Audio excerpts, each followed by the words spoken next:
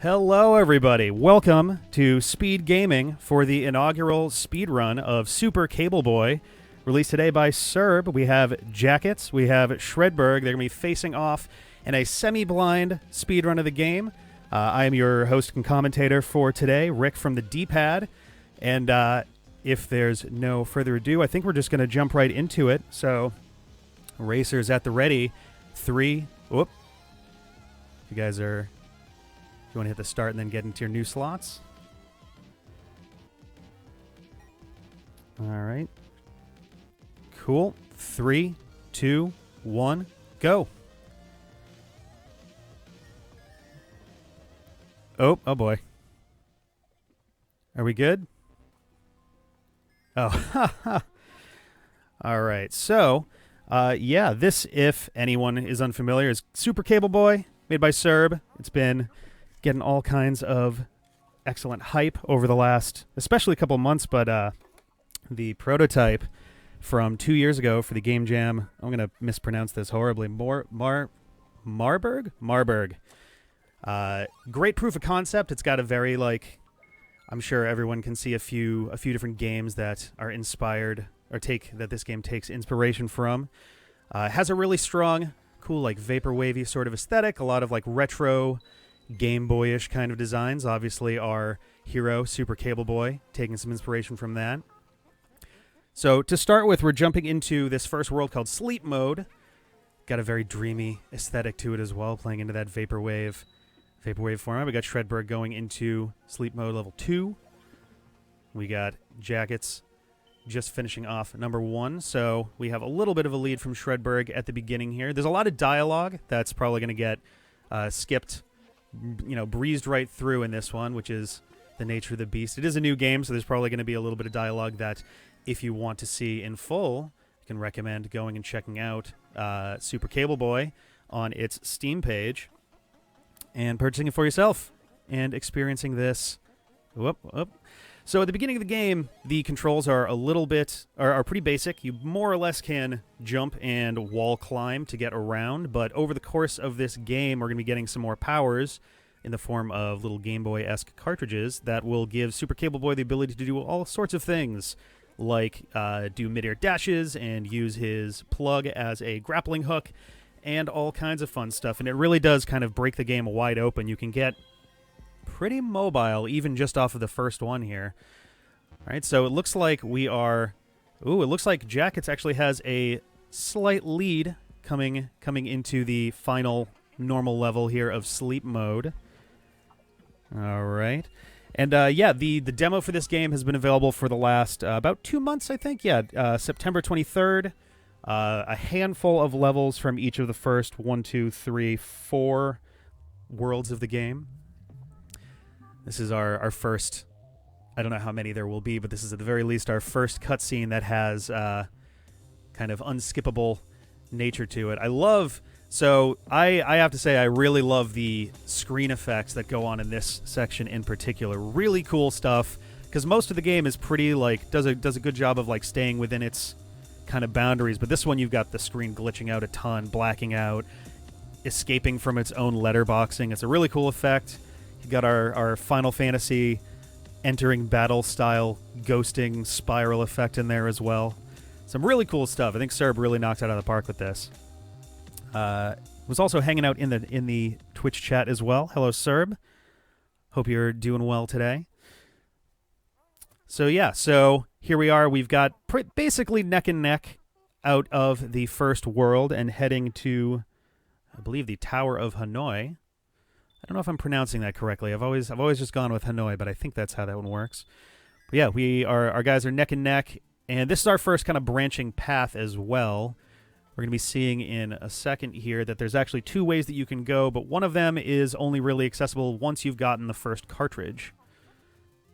So we've got the Cloud, which is straight up, and we've got the Assembly, which is off to the right. And the Assembly, you're going to need the cable cartridge in order to actually get there.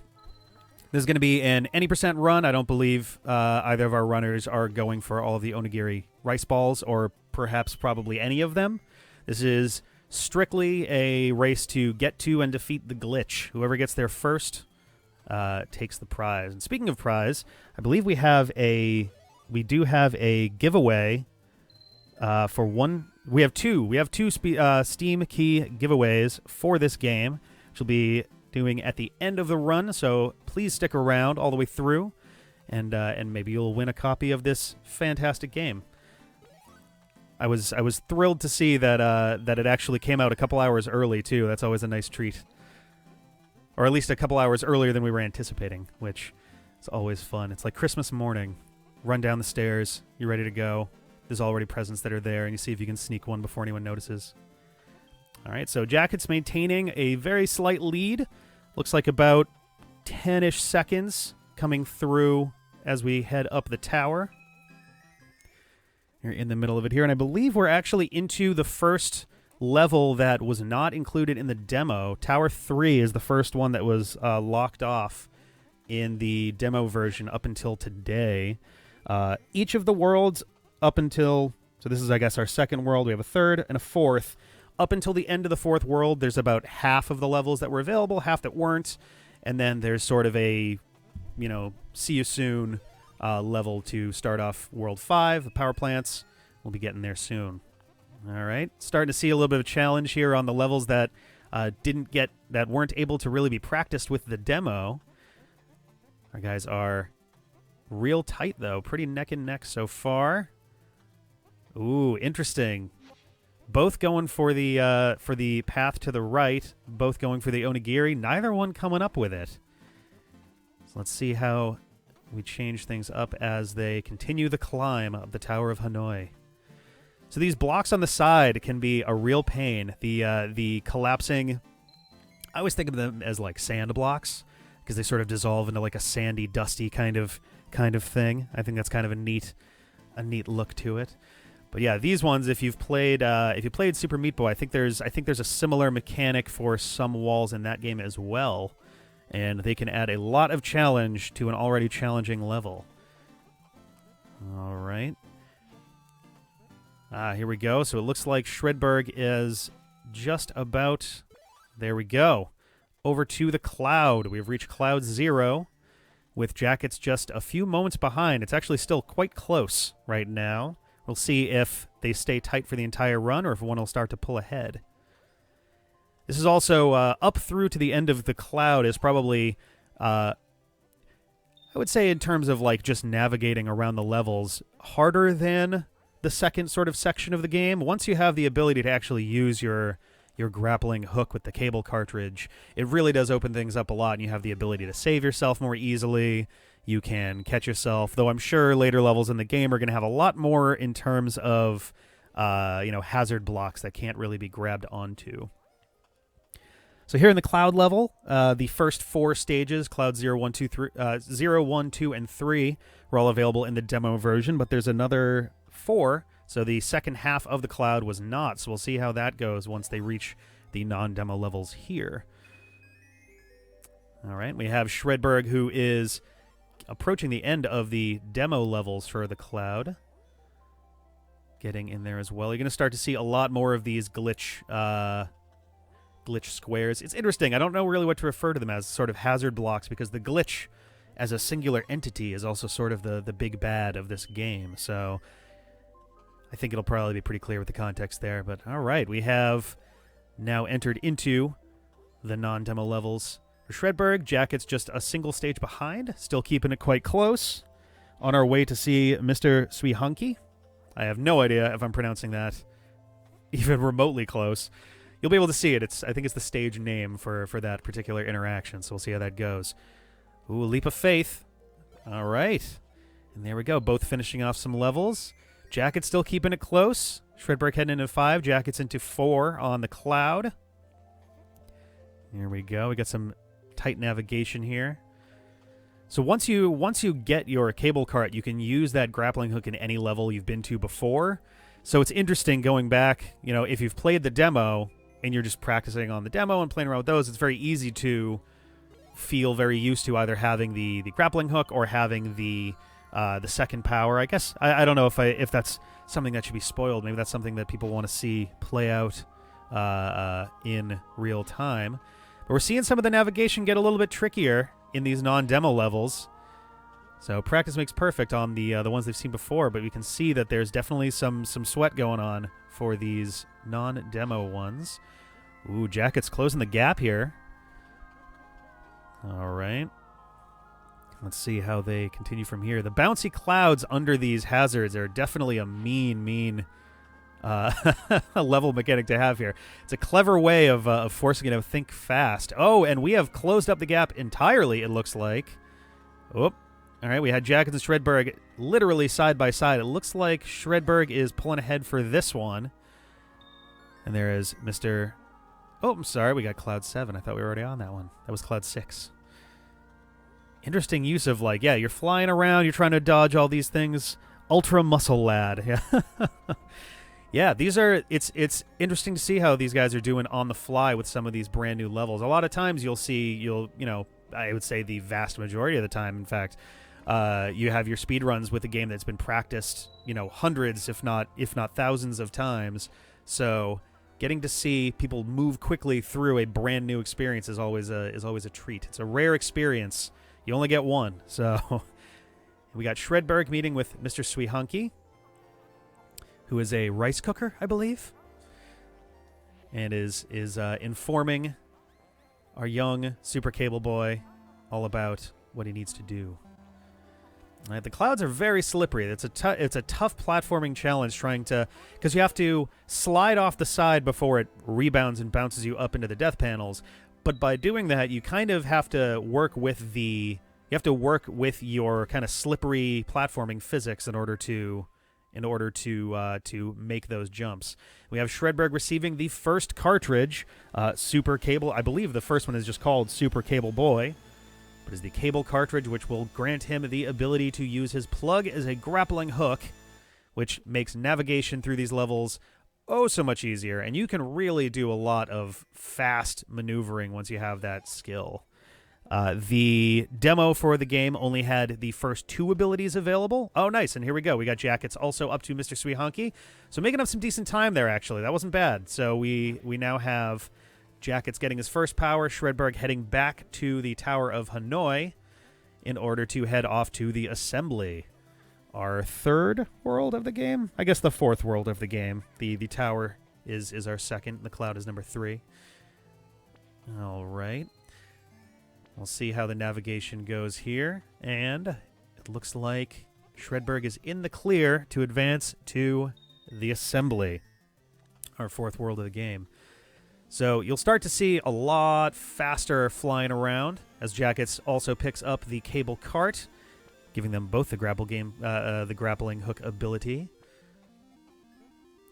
And yeah, it's interesting. There's definitely some ways to get some extreme velocity going if you can make that happen. And for speed running and assorted purposes for cutting seconds off the clock, you can actually use your grappling hook to throw the plug directly at the end of level marker to complete it faster. So we're seeing that already with Shredberg. I think we're going to be seeing that with Jakuts as well. It doesn't cut off a massive amount of time, but when every frame counts, it does help.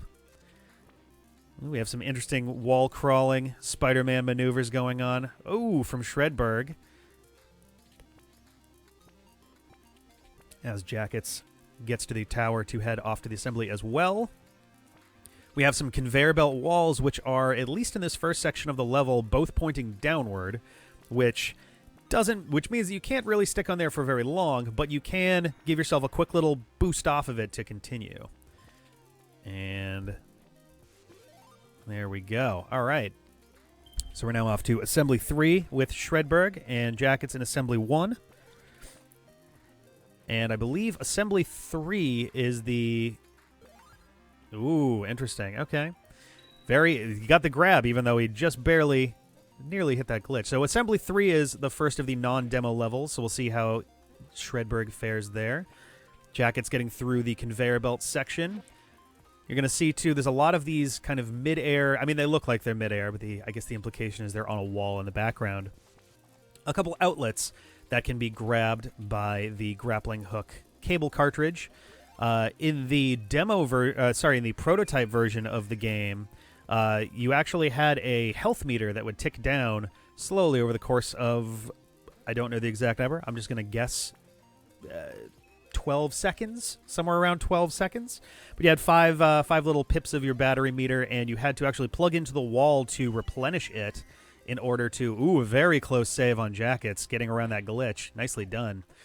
And you had to keep your health going until you could get to the end of level outlet. So we have what looks to be Assembly 4 for Jakuts. Catching up, getting a little bit of speed towards Shredberg. Coming around there. Larry the Spider-Man. Nice. All right. Very nice. Jakuts is making up some time in a big way here. Off to Assembly 5. And I do believe they are closing that gap up. We'll have to see how Shredberg does here. All right, so Shredberg off to... I don't know what the C in AC stands for. I guess Assembly Crossroads would kind of make sense. But yeah, so now we're headed to the disassembly. We can't quite go to the power plants yet. We're going to need another cartridge to get there. Jakuts catching up and heading off to the crossroads, I suppose. So there's these onigiri rice balls. There's a few of them that are actually particularly tricky.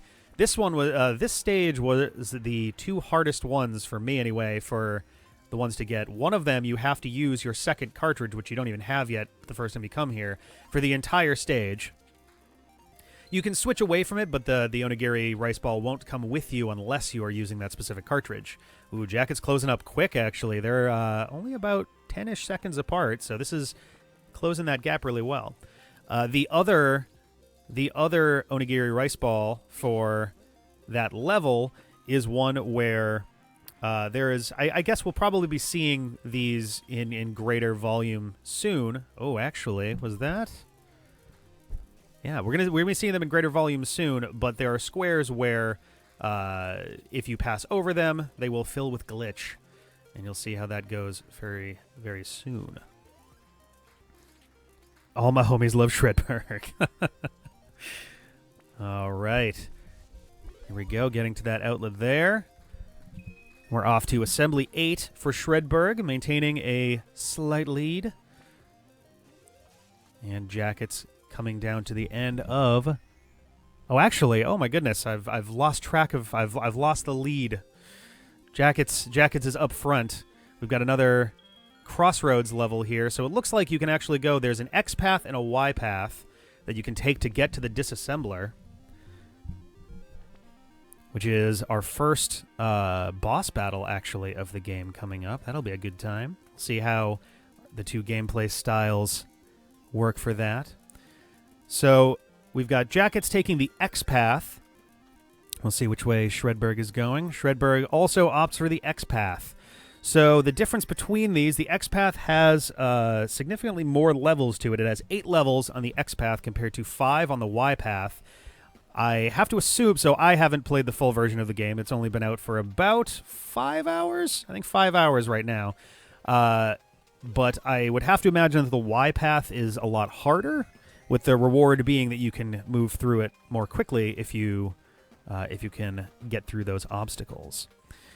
All right, so Jakuts keeping his lead. There's a lot of these little stompy guys going on, and it's tricky because now we've got, it looks like a conveyor belt as well. Ooh, there's a lot of complicated stuff going on here. There's a lot of intricate platforming. We've got these pylons to be used as launching devices. Can either launch you into the wall or squash you against it. Ooh, Jakuts pulling off some very nice. Very, very nice. Pulling off the last second grab of that outlet as he enters Assembly X3. Excellent, excellent. Let's continue. Shredberg is having some trouble with these pylons, it looks like. There's a lot of... It's interesting. So this is also... The X and Y paths were not in the demo version of the game at all. There's some pretty intricate stuff going on here. We've got a lot of... There's a lot of noise. There's a lot of level happening all at once. So it's a lot to keep track of in one go. And also, when you are letting go of your grappling hook, it's very easy to get a bit more air than you were really anticipating. So... You can tend to go upwards into those ceiling glitch tiles. All right, Jakuts maintaining his lead as, ooh, boy, we have a tricky drop. It seems like they're going to have to make a pretty smooth, ooh, boy. Wow, that was tight. We got it. You got the, ooh, oh, my goodness. It seems like you pretty much have to thread the needle on this. You really have to get in there with no stopping, keep your momentum up for both the vertical and horizontal sections. Wow, that's just a gauntlet of pylons now. I keep calling them pylons. I feel like maybe they're more like pneumatic. I guess pneumatic, would it be a pylon if it's pneumatic? I don't know. I'm not a mechanical engineer. I don't know these things. All right, Shredberg completes the level. Bring him to AX3, the third on the X path of the assembly. As Jakuts continues moving forward, looking to extend his lead. Ooh, nicely done. Excellent Spider-Manning. We have a lot of, very careful navigation here. Some very interesting methods of platforming that Shredberg's got to employ here. And we are coming down, so we have stage 4 of the X-Path for Shredberg, stage 6 for Jakuts, trying to keep that lead going. Now we have a very dangerous floor. It looks like you have to time your jumps very carefully in order to avoid getting launched into the ceiling. There are some safe zones, or at least safer zones. There we go. Nicely done. So it looks like we have one more level on this X-Path to go for Jakuts, AX7, as Shredberg is in, I believe, number 4. We got a lot of just pylons ever. Who built these things? Who built these pylons? Who put them here? Are they building a road? Are they tamping down the pavement on the road? All right, Shredberg heads to 5. Jakuts heads to the Disassembler, our first boss encounter of this game. Even have a little Mega Man-ish door going on there. Great design here. Oh man, Jakuts not even waiting for the title card to go away. Oh no! Ooh, a stray knock into the glitch as Shredberg attempts to take the opportunity to make up some lost time. This is a tough one. There's pretty much a big leap of faith necessary to get that one started, because you either launch yourself up into the ceiling or you have to barely make it without scraping by the water. Oh, Jakuts trying to close out this first boss. Oh, there it is. All right. And there we go. The Disassembler defeated. Ooh, this is going to be a tricky bit of platforming. There we go. Shredberg making it through the section, navigating the conveyor belts. The Disassembler waking up from his glitch-driven stupor. See, yeah, those little dusty... Oh, no! Oh, my goodness. Those little dusty-looking particle backgrounds that were on Shredberg's screen are the panels that will turn into glitch about a second after you touch one of those squares. All right, so as Jakuts is the first to claim our second cartridge, this one is Triple Jump Boy, which gives you both a midair dash as well as a midair jump, as well as, rather than having a grappling hook, you can propel yourself forward by throwing your plug backward. So this is where one of the more interesting mechanics of the game comes up, which is you actually have the ability to switch cartridges between the ones you have available. Right now, Jakuts has 2, and you can tell which one's available, which one you're using based on the color of the background as he heads to the power plants.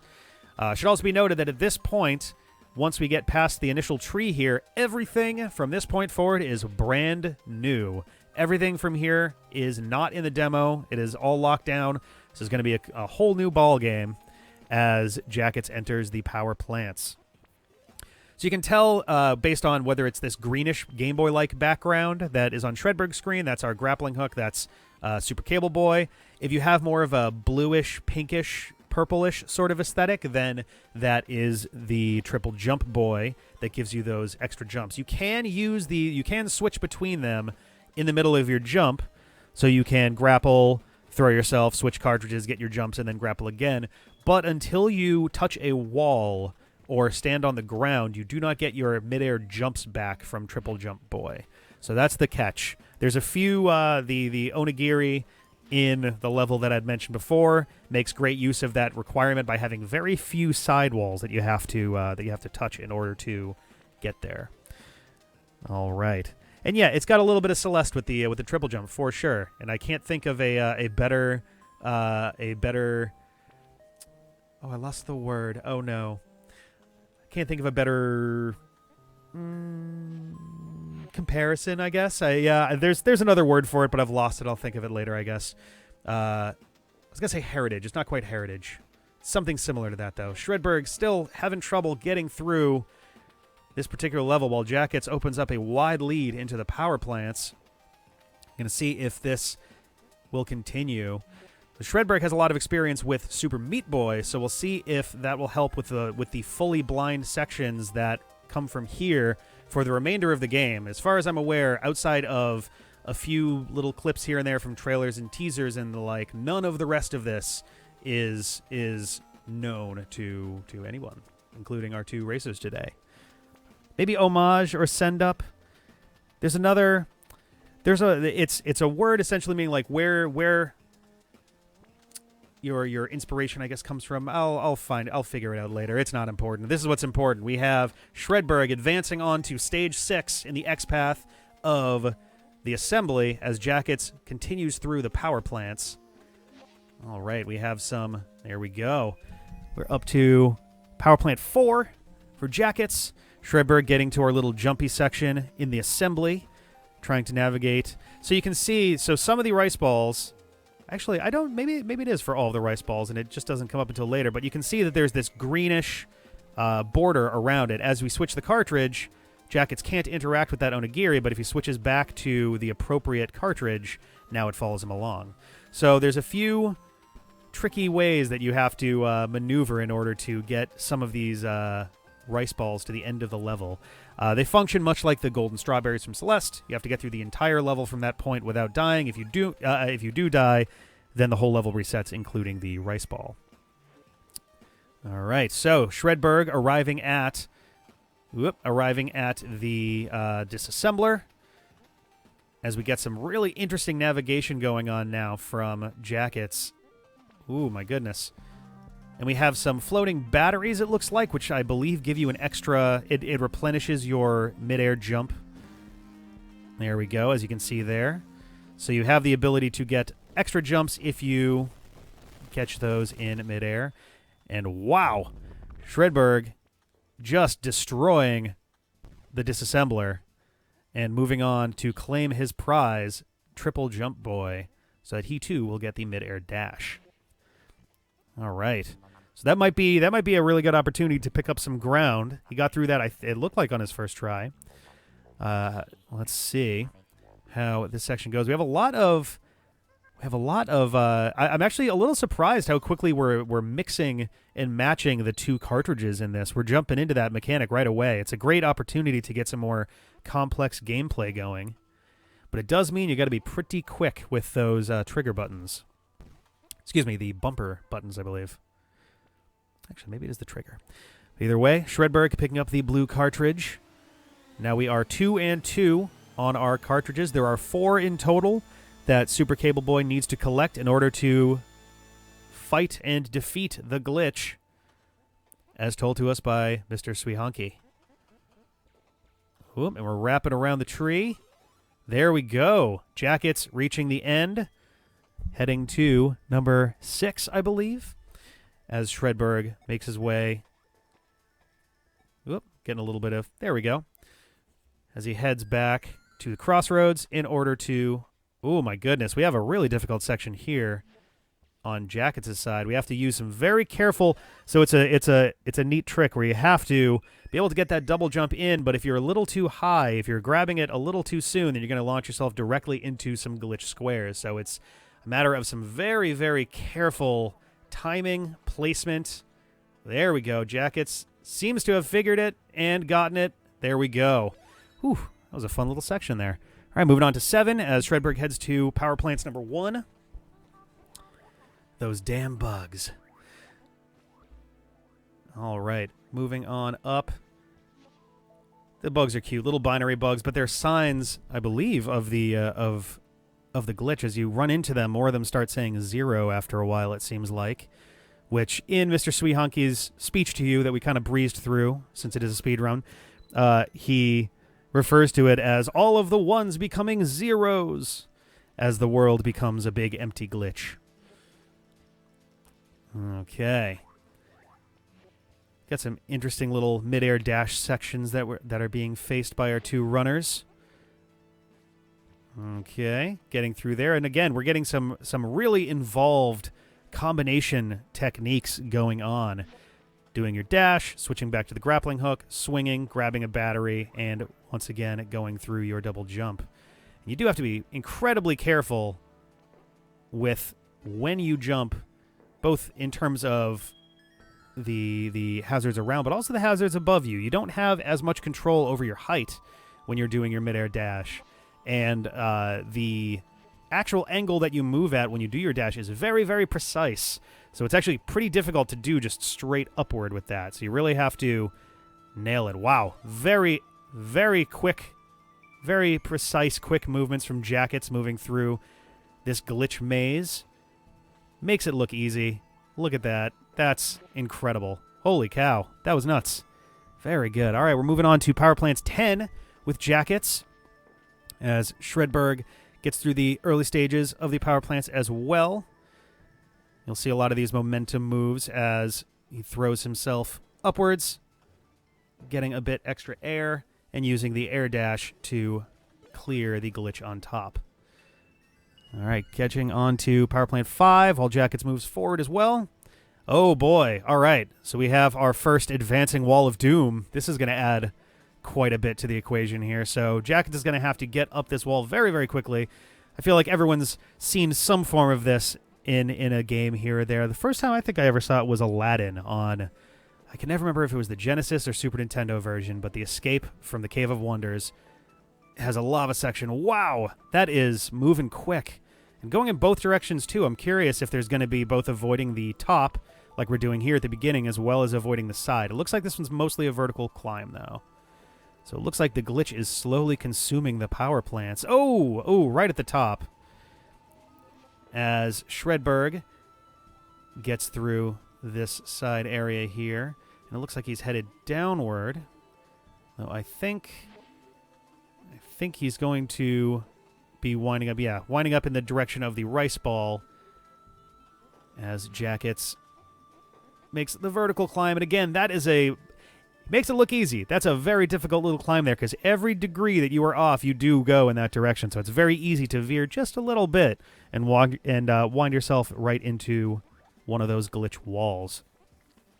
Jakuts continuing to be pursued by the glitch as Shredberg navigates the more intricate parts of the power plant themselves.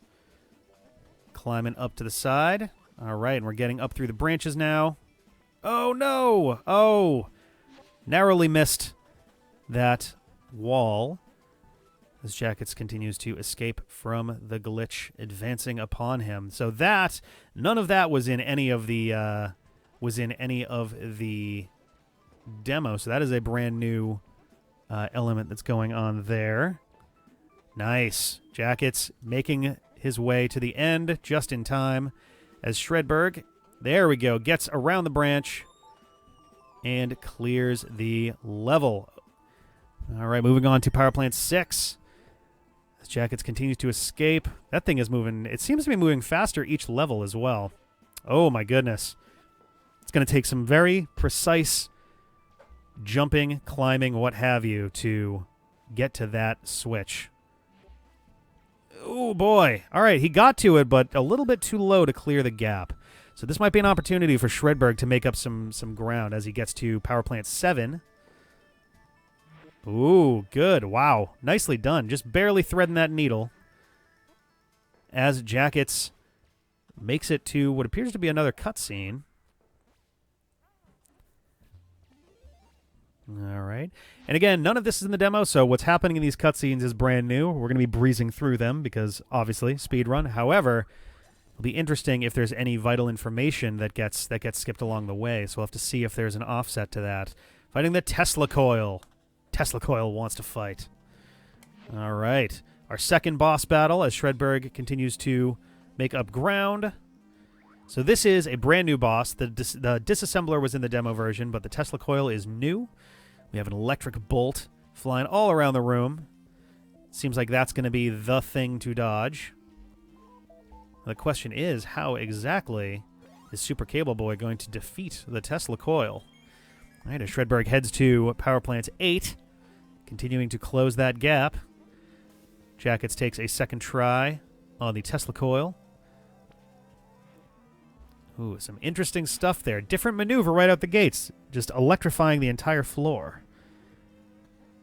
Alrighty. Let's see how this goes. Oh, it looked like there's something... Oh, that was... I was about to say, oh, there's something on the floor that's blocking the beam. Oh, never mind. That's Super Cable Boy. Turns out Super Cable Boy is a great conductor. Lots of electricity free-flowing through there. And you can actually see it looks like we've got some dusty segments on the wall over there, so there's only a limited amount of times that the door can be jumped on. As you can see right there, it already filled in with 2 more spaces for Jakuts as he got the battle started. So it's all about minimizing the damage you do to that segment, because if you want to be able to get up the wall, it's going to be a lot harder without the door there. As Shredberg clears another level, moving on to Power Plants 10. I believe he's 5 stages away now. Jakuts with a comfortable lead still, able to breathe a little bit while this goes on. And now Shredberg has arrived at the advancing glitch segment. This is going to start getting a lot more difficult. Yeah, if anyone's seen the Avengers, it's kind of like that. Super Cable Boy gets an electric jolt and he's up to 300%. The problem is he can only handle 100% and he just is too happy and energized and just goes and does something else. It's unclear what he does. But he can only focus on the glitch if he is within that 100%. All right, Shredberg closing that gap some more. Seeing how the Tesla Coil goes from here. So the problem, it seems, is that there's really, like, once that floor is electrified, you really have to keep yourself up in the air, and that gets difficult with the batteries functioning the way they do. Ooh, Shredberg nearly getting to that battery as Jakuts continues to fight against Tesla Coil. It'll be interesting to see the difference in fighting technique on display between our 2 runners today. We'll see if Shredberg comes up with anything that Jakuts does not, or vice versa, if there's something Jakuts figures out that Shredberg gets a little stuck with. All right, Shredberg closing out another one, getting to Power Plants 13. We are getting real close here. All right, Tesla Coil wants to fight. Super Cable Boy wants to fight back. So the question is, how do you avoid getting zapped when the entire floor is electrified? Because it seems like the batteries are not... you can only grab them once, I think, until you touch the ground or a wall or something along those lines. But if the floor is electrified and the door is covered in glitch block particles, then that's not really an option for very long. All right, we have Shredberg making it through. All right, and there we go. We now have Shredberg advancing past the advancing glitch wall. All right, and has joined up to the Tesla Coil. So our runners are now neck and neck, both fighting the Tesla Coil. We'll see how... Oh, my goodness. Jumping directly into the electric bolt. A stunning show of force. There we go. Okay, so it seems like Jakuts has figured something out for how to damage the Tesla Coil. But the problem still seems to be, if it tries to electrify the floor, how to make those jumps last. Ooh, actually, that looked like that might have been very close. That was a very close call on that one. They're playing semi-blind. At this point, the rest of the game is blind. Up until the very start of this level, about half of the stages per world were in the demo version and half of them weren't. Now at this point, none of this was in the demo. This is essentially blind from here. So we are all tied up, both of our runners fighting Tesla Coil. It is anyone's game. And let's see how our runners fare against this electric menace. Both of them taking a hit, both of them starting again. Let's see how it goes. Oh, there we go. We've got Shredberg back. Alrighty. So let's see how this goes. All right.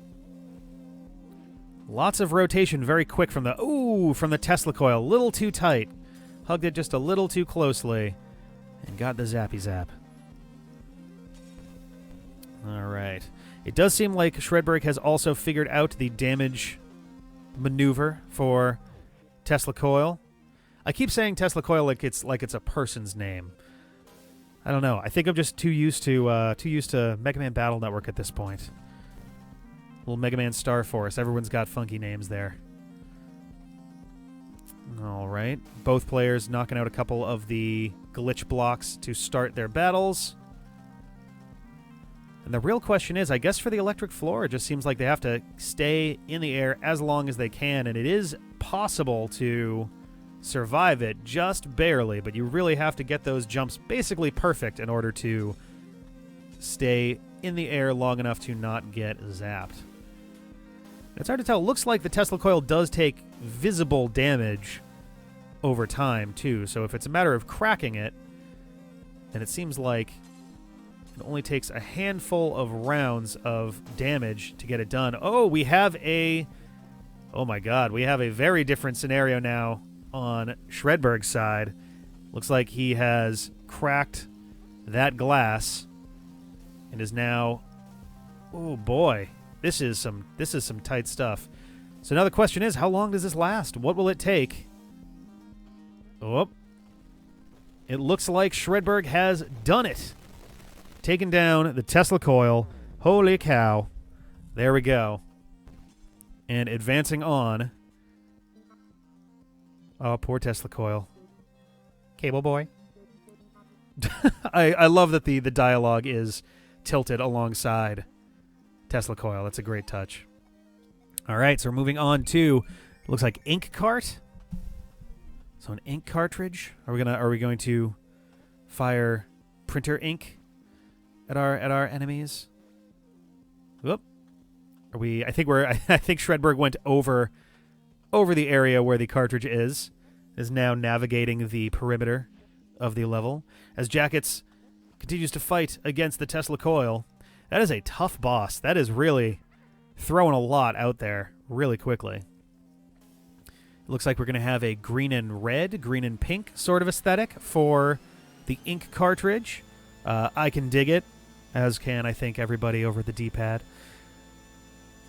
All right. We got Jakuts doing some damage on Tesla coil. And we now have, it looks like the ink cartridge is giving us a slightly Ikaruga-esque bit of gameplay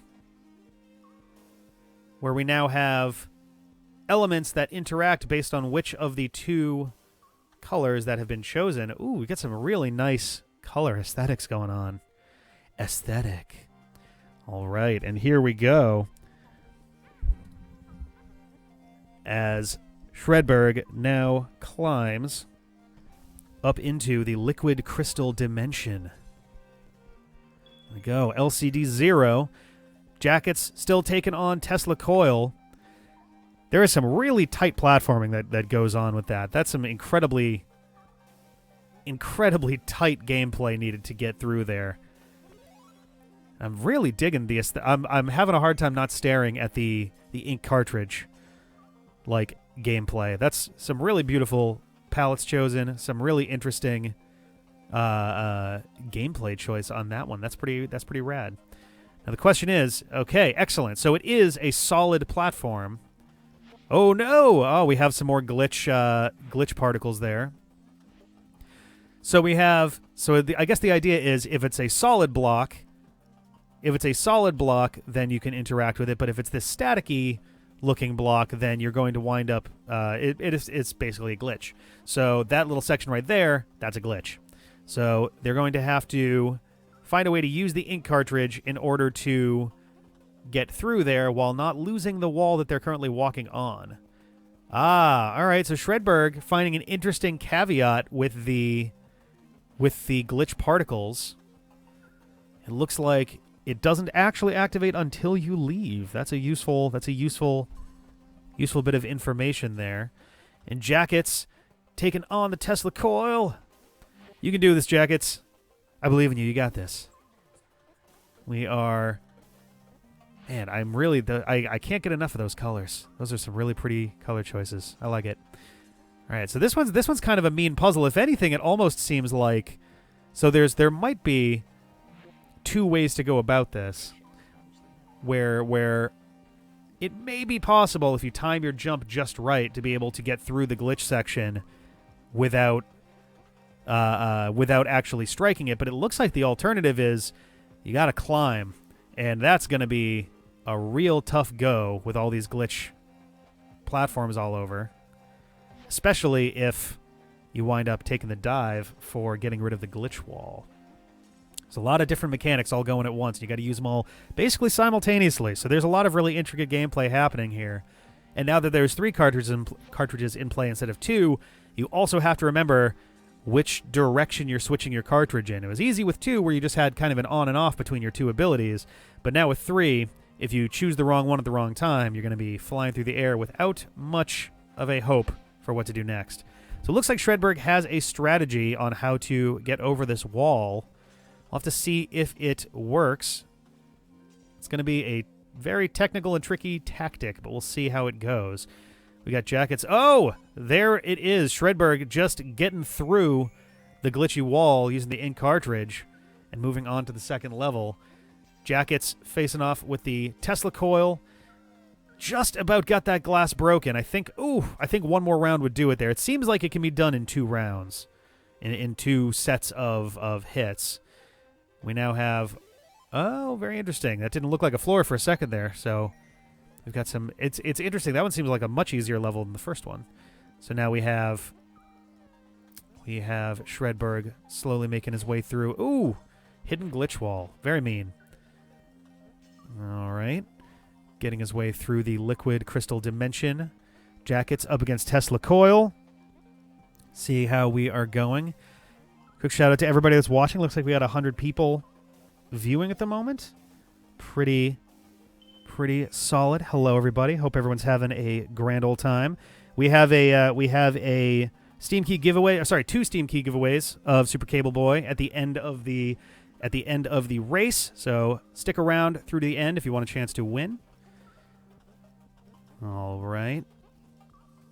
Very nice. Very nice from Shredberg getting through another glitch wall mid-air. That stuff is getting very tricky. Speaking of tricky, this Tesla coil is just the meanest. Oh, it looks like we have an opportunity. Oh, just a hair too early on the hit, it looks like. That was tough. I would have jumped probably before that, so... Jakuts even more thoughtful on that than I would have been. I would have been equally as screwed there. So, we continue through our little sherbet world. Ooh, some interesting back and forth jumping going on there. I like it. Ooh, mean. Little glitch floor to fall through.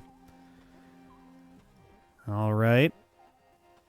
Jakuts making some very precise jumps to get over the Tesla coil in quick succession.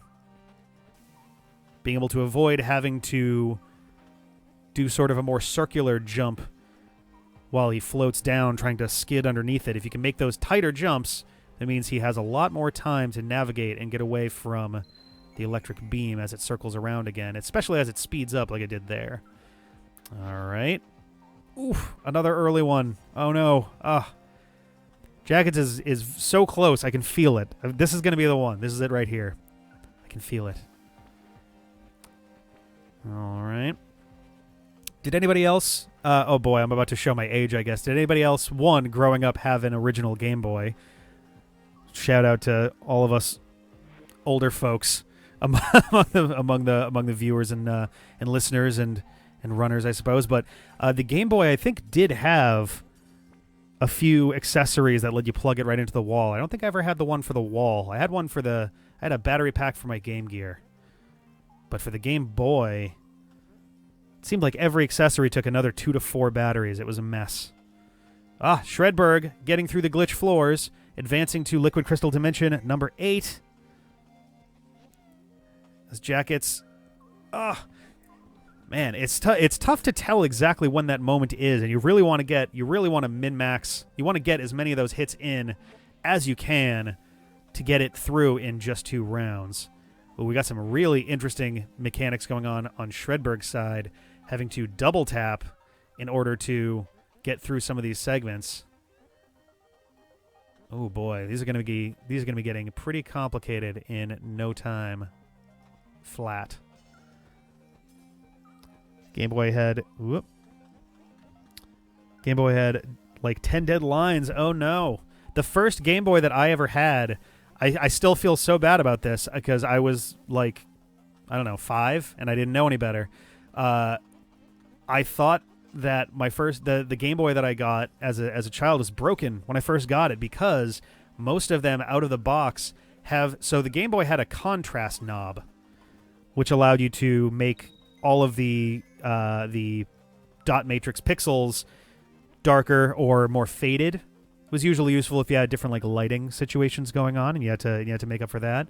But we didn't know that at the we did not know that at the time, so we thought that the Game Boy was just broken.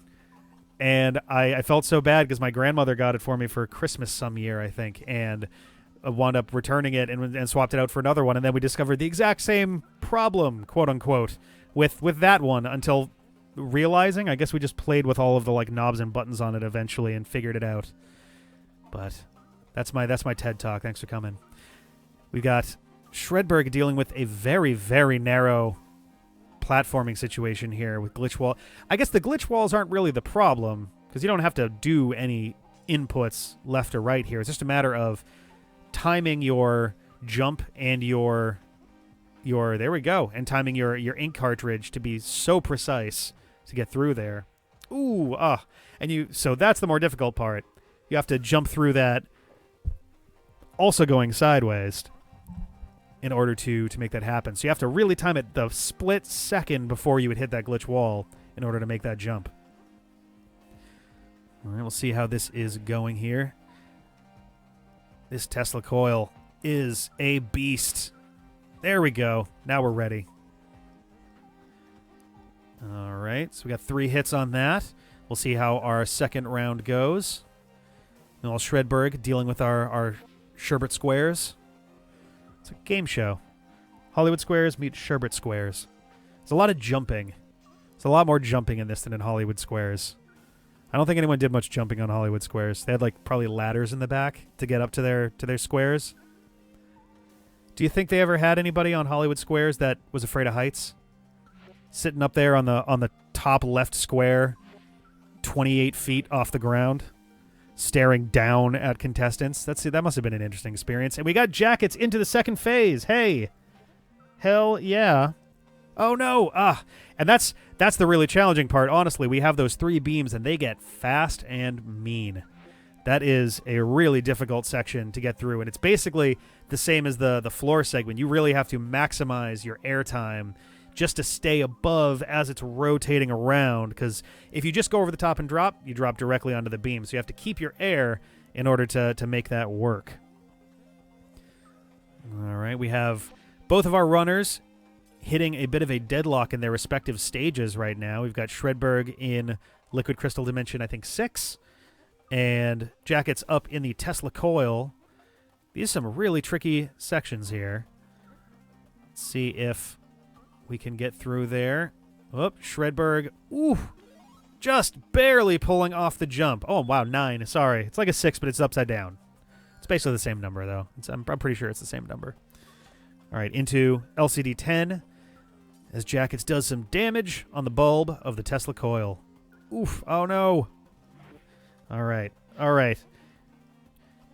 Chat, we need to Tinkerbell this. We need everyone to clap, and the earthbound-like energy that bursts forth from everyone's claps will bring Jakuts home. This is happening. We're getting there. All right, we got you, Jakuts. Let's do this.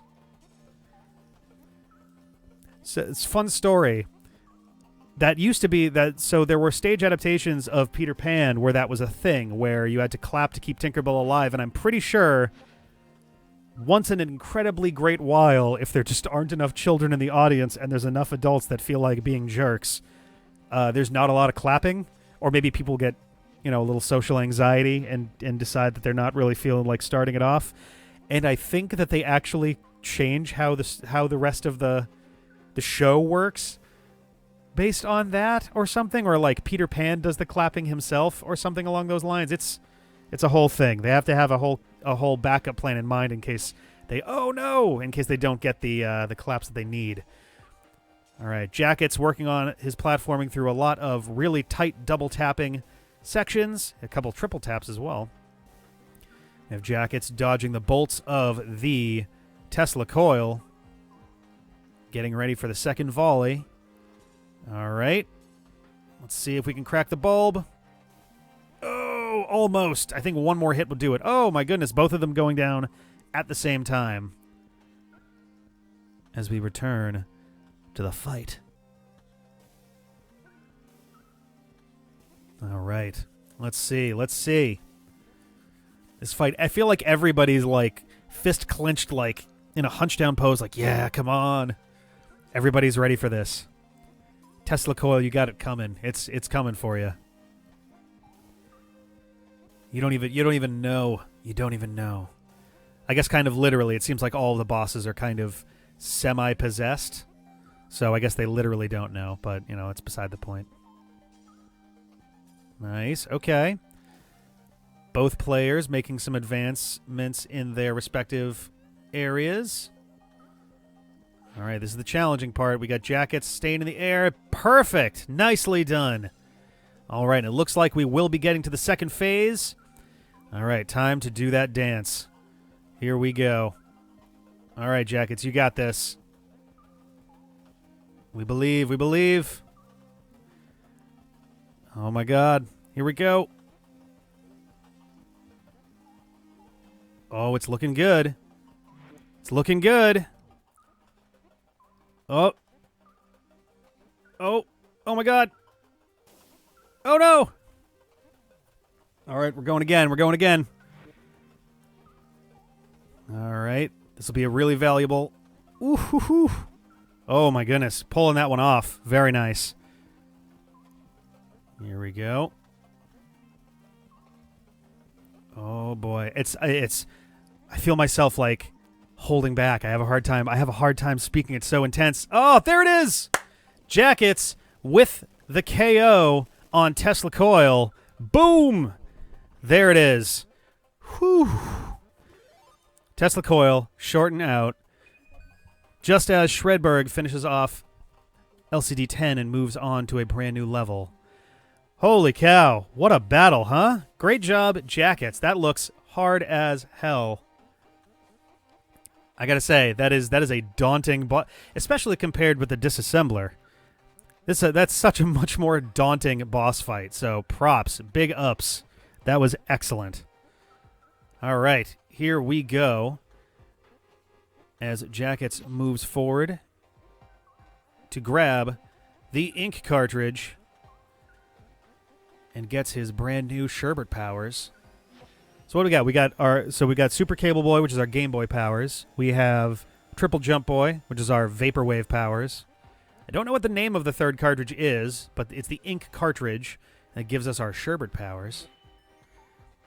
I feel like this is so much trickier because I feel like now. Oh, Super Ink Boy. All right, fair enough. That makes sense. I feel like it's hard to keep straight in the heat of the moment. I assume it's using the X button or for whatever controller, whatever inputs they're using, the same button that uses the grappling hook or uses the midair dash to change the colors. But being able to keep straight, change colors versus change cartridge, because there's a lot of points where they do have to change the cartridges out.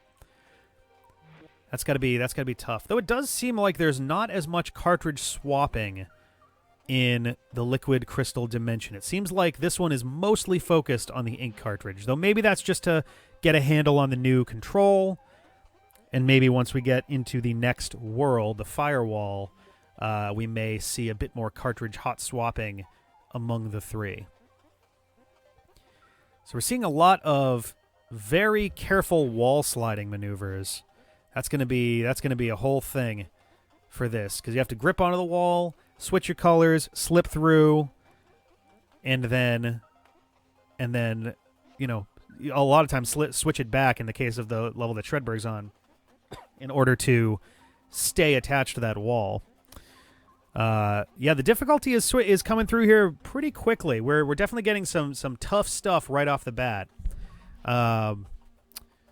It's definitely a very tricky first level to really get into the ink cartridge with, because it's a little bit, you kind of have to get used to a new bit of visual input, the difference between an ink wall versus an ink glitch wall, because we do have both of those going on. It looks like Jakuts might be going for the same technique that Shredberg wound up with, in order to advance to the next level. I think the intended design generally seems to be, maybe that's for a rice ball, for the onigiri rice balls to go up and around, but it seems like this one is one that can be done by just switching out your ink at just the right moment. The ink does look fun, absolutely. I agree. This looks like a really neat mechanic, and if I say that it looks lovely 10 times over the course of this stream, then an angel gets its wings or something. So I'm just going to keep saying it, and I feel like we're all going to generally agree with it. It's just a very pretty look. All right, Shredberg still caught on these walls in 11 as Jakuts looks to get through this opening gambit here. All right, heading off to the left, which has a lot of the glitch particles. We'll see how this goes as Shredberg continues to deal with these vertical climbs with the ink. There we go. Oh, I didn't even know that you could actually like zoom out and see that. I think if you use the right stick, you can move the camera around to see more of the stage. And that can be very useful in some of these areas where you have like a quick breath, but you know something tough is coming up. The liquid crystal dimension is lovely. I gotta say, I gotta hand it to Serb. The overall like just graphic design, all of the like aesthetics and all of the look and the color choices, all of it is really, really sharp, very striking, very calming. I gotta say, it's a nice look. Very well done.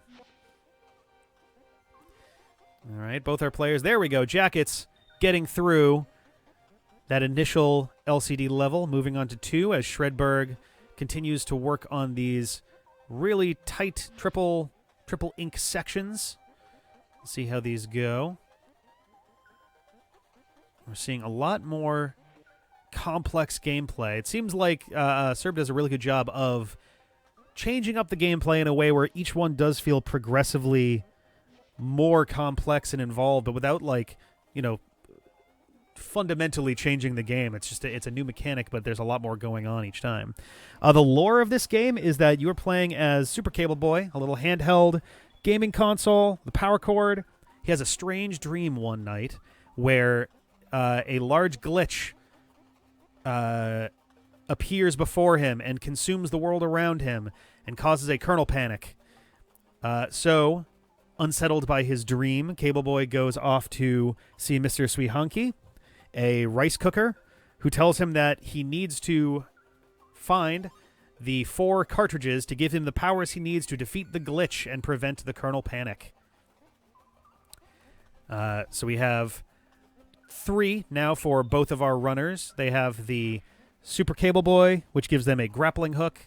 We have Triple Jump Boy, which gives them a second jump and a midair dash. So they essentially have a triple jump. We have Super Ink Boy, which gives them this, like, as you can see here, this like Ikaruga-like back and forth kind of color thing, so they can interact with objects in one color and not the other. I guess if anything, it's kind of like a reverse Ikaruga, right? You can only interact with things that are your color in that game, whereas this one's kind of the opposite. But now it's introducing all these new glitch walls and things in different colors. Some really, really interesting platforming necessary to get through. As Shredberg clears another level, heading for LCD 13, inching closer to the quartz crystal, which is often used as a timekeeping mechanism for clocks, watches, computer clocks internally as well. All right. It's kind of an interesting pairing between the liquid crystal and the quartz crystal, because liquid crystal, I actually did a video on this not too long ago about Tiger LCD games, and it actually, I believe it originally came from like fat from vegetables. I'm trying to remember exactly. It's been the better part of a year since I did that research, but I want to say it was like carrots or something to start off. It's a really wild ride learning how liquid crystal displays were born in the first place. It's incredible stuff. Wild science. I don't know if I don't think LCD is vegan, at least at this point. It might have been when it was first invented. If it was literally just made of food stuff, but yeah, there we go. We got to go with VFGs, veggie fat graphics. Perfect. That's excellent. There we go. 1888, Austrian botanist Friedrich Reinitzer. All right, Jakuts is getting into the platforming segment where we've got to start doing these double taps in order to land safely on some of these platforms. Shredberg dealing with sort of a glitch maze, actually. It's like a flipping back and forth kind of maze. Reminds me of, there's a few Kirby games that'll do levels like this, where you go back and forth between two nearly identical rooms, but the walls are slightly different in them, and you have to figure out how to get your way through. Similar idea. We got to find our way through these various glitchy sections without inadvertently phasing into a glitch wall. All right, the climb begins. Ooh, interesting. We got some very tight jumps. Ooh, good moves by Shredberg. This is going to be very difficult as a jump. Ooh, very tight. Oh, there we go. It looks like we are... there's a very tricky double jump segment there. Oh, no! It looks like we lost a split second of that, but there's actually two glitch walls there. He's going to have to use the ink cartridge to flip back and forth twice in that last drop to get to the plug, to get to the outlet. Man, this is getting pretty intense. These are some really involved platforming segments. Alrighty. So I can't hear it on my side because of the way that we're doing the stream setup, but the music in this game is also really, really lovely. I have to say, all three versions of this game, actually, the prototype, the demo, and the full version, have really nice music, and it's pretty impressive. I'm a big fan. Good stuff. They do not have the dash cartridge anymore. They do have the dash cartridge, but the problem in the LCD levels seems to be that most of the platforming revolves around using the ink cartridge mid-jump, pretty much for every single jump. So they're reaching an issue where... Oh, I see what you mean by the question. So, for example, for Shredberg on that section where he's kind of bouncing back and forth between the two walls, I guess it would be possible, presumably, to switch over and use that double jump there. But then he does have to pretty much immediately go back and... go back to switch with the ink cartridge. But like this section here could potentially also work with that. I'm not 100% sure. It does look like whatever platforms and obstacles are visible stay when you switch your cartridges. So at least based on that, I'm not sure if that's 100% true, but that's what it looks like. So it may be that is the case. Well, it looks like we're going to see if he can get through this double flip segment again. Oh, he got it. Looks like we kind of, again, lost it for a second there, but we are in. We're moving forward to the quartz crystal. Oh, interesting. We have a new gameplay element of crystal switches. Looks like you have to bring those to various places in order to get doors open and things open. The ink cartridge is also going to play a vital role in this boss battle as it dramatically changes the layout. Oh, interesting, of the battle.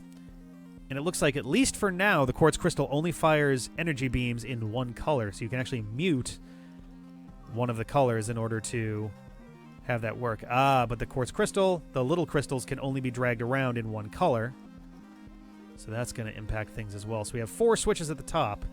So we'll see if this gets progressively more difficult over the 4, or if it's like a 2-phase boss, or what. Or we won't. Boom. All right, that's 2.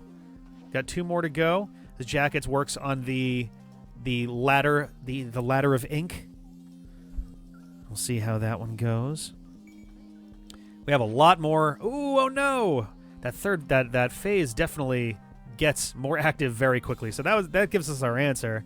2 beams right away, then 4, then 5, which makes it a lot harder. You don't really have like a clean jump a lot of times when there's 5. So let's see how Shredberg does getting these in place. These ones are also kind of mean in the sense that you have to have the platforms in the right spot to be able to... Oh, dear. To be able to... that was tight. Place them on the switches in time. Okay, jumping up, and lands a second one. All right, so the crystal is no longer dangling on the side, which will be helpful.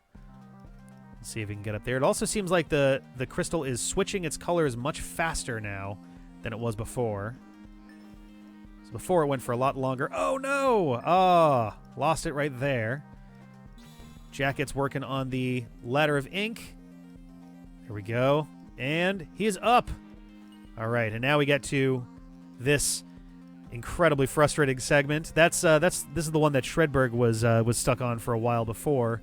There was a good portion of this run where Jakuts was on the Tesla coil and Shredberg was on this exact segment. So we'll see how this goes.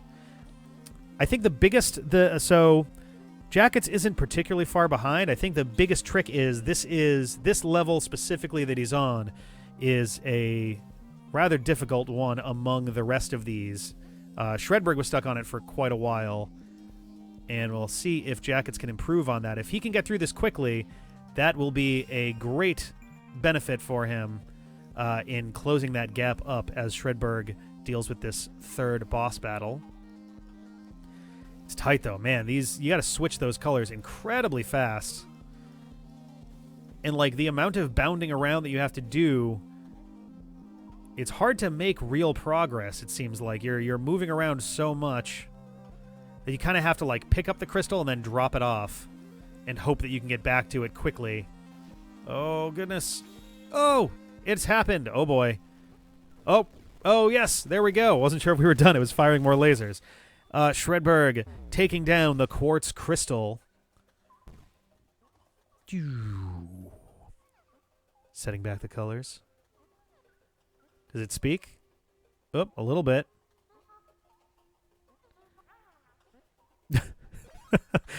I know the Cable Boy said more than that, but any SpongeBob fans will probably appreciate just a text box that says the. All right. And we are moving on to get the 4th, and I believe final cartridge. Let's see what this one does. Digging the fiery red aesthetic we have going on here. Ooh, boy. Look at that. So vivid. So pretty. What does this one do? Oh, wow. It is... Now, here's the real question. Oh, can you fly in multiple directions? It looks like you can. Headed to the LCD transition. Whoop. Floor gonna break out? Looks like it might. Looks like it is. Got a little Scrap Brain Zone Act 2 going on here. Ooh, all right. Do we have another... We have an interesting... Are we going to have a stage happen on this fall? Getting a little Gandalf versus the Balrog vibe here. Oh, that ain't good. Or... Is it? Ha! This is fine. Nice. All right, we have approached the firewall. Interesting. This might be the very first time I've ever seen fire in a video game that is by default not dangerous. I have to imagine if you switch cartridges, it will become damaging or something, but at least for now, it looks like that's not the case. Jakuts moving on to LCD 10. Did definitely get through that stage faster than Shredberg. So that is going to be a very valuable piece of time made up there. Hopefully that can continue forward. They can tighten this race up. Ooh, so those are glitch squares. Interesting. Whoa. Looks like you're going to have to do some very careful rocketing through the level now in order to advance through. And it does look like there's a... Is there a time limit? It's hard to tell whether it goes on forever or if it only lasts about a second or two, but that flying animation is pretty solid. Ooh, all right. So you got to very carefully navigate through a maze of glitch. So it does look like there's a time limit after about 2 seconds. Maybe a little less. It might be like a second and a half. Oh, maybe not. Maybe that does last a little longer than I thought. Hard to say. There we go. Continuing forward through the firewall after Firewall 2. Ooh, Jakuts making some bold moves. Getting there with quickness. That was pretty solid, though. It was actually making some good ground there. If you can keep up that vim and vigor, then we may see some gap getting closed, as it were.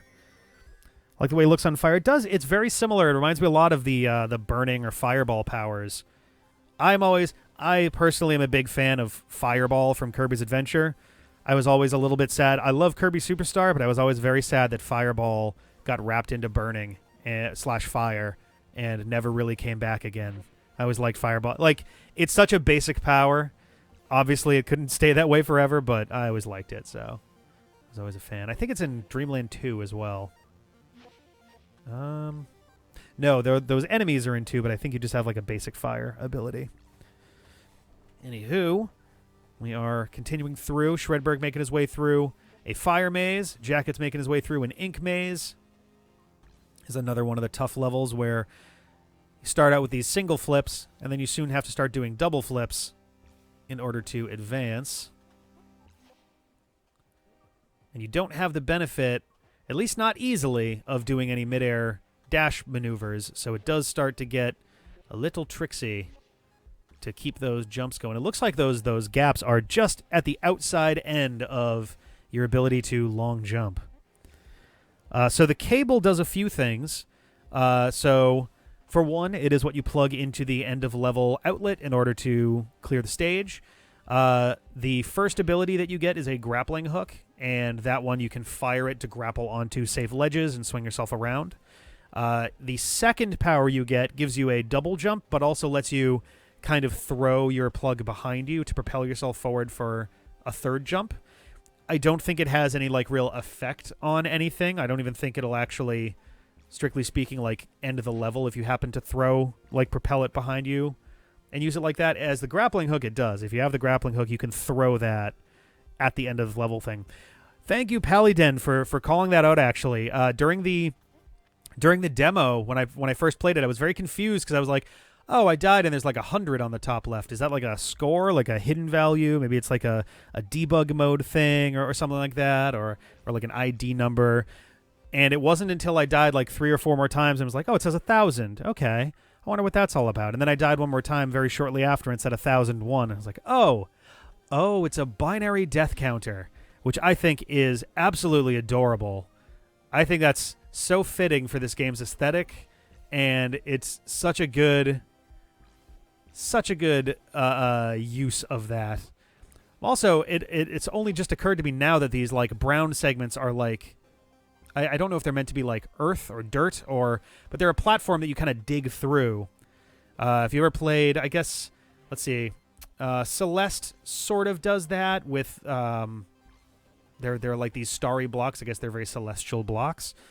They remind me a little of Yoshi's Island. You can turn into a mole like transformation thing and dig through dirt as well. And yes, the Game Boy, if you open up the side panel on a Game Boy, it's hard to see, but it's there. There is a little grappling hook inside of there. So yeah, if anyone's got a Game Boy handy, it might be stuck, but if you open it up, grappling hook and a plug. They don't tell people about the plug. Because they were in the pocket of Big Battery. That's what it is. Big Double A specifically. They're everywhere. I'm actually very surprised. We got an Xbox Series X, and the controllers still take AA batteries. It is the year 2020, and the Xbox Series X still takes AA's. There are plenty of the rechargeable battery packs, to be 100% fair, but it was just kind of mind-blowing that batteries are still on their radar this many years into the gaming industry. But I digress. The PlayStation is just I think a USB-C plug, and it's all internal battery. Big AA, is that just an A? So there used to actually be, I know this is kind of further of a tangent, there used to be both A and B batteries once upon a time. People a lot of times will say oh, how can we have AA, C, and D? How did we end up with those? Who chose that? And it's not that they were chosen that way. It's just that A and B batteries basically didn't sell at all. So they stopped selling them. And 9 volts, they're not exactly, but they're kind of sort of two AAA batteries kind of put together. There's a lot of squishing it down and optimization going on there. Shredberg moving on to the next level in the firewall. Jakuts working on the platforming segment with the double and triple taps. The corners in this fire maze are getting very tight. They are getting very, very, very tight at this point. So those turns are getting harder and harder. Ooh, boy. That's rough. You have to let it expire and then drop down and fire through to the side. Oh yeah, there is also a 4A, yeah, and I've seen it read as quadruple A. I've seen 4A, I've seen A4, and all of them are worryingly thin and small. You kind of feel like they're not going to break. They're cylinders full of batteriness, but I don't know. You get something that size, and you're always kind of worried that it's too fragile or something. But I don't even know what those get used for at this point. It seems like anything that doesn't need a AAA battery these days use a watch battery. Oh, Jakuts clearing the level. Boom. Oh, man. The LCD levels are just rough. The such precise timing that you need to get through some of these segments. Just insane. It is nuts. Oof. Oh, no. All right. So we're going to have to see how some of these go. The faded LCD 11. This was another one that Shredberg was struggling with for a while, so we'll see if Jakuts can make up some time there. And again, he's not behind by very many stages. Shredberg is only ahead by a few stages at this point. It really comes down to making up time on, in particular, LCD 11 and LCD and the Quartz Crystal boss battle. So we'll see how that goes. Oh, pen lights and powered styluses. That makes sense. I could see that working. Because I could see a AAA just being physically too large, too thick, I guess, for a stylus or something along those lines. That makes sense to me. It's actually a battery of 6 cells. Interesting. And they're all 1.5 volt. The little guys, right? Yeah. All right.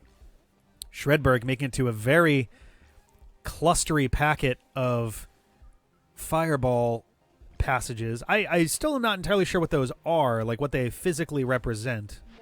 Maybe that's a flammable, oily material or a rag, or it is earth. I don't know. Let's see. Ooh, there we go. Okay. All right. Oh, my goodness. Oh, no. Almost made the corner.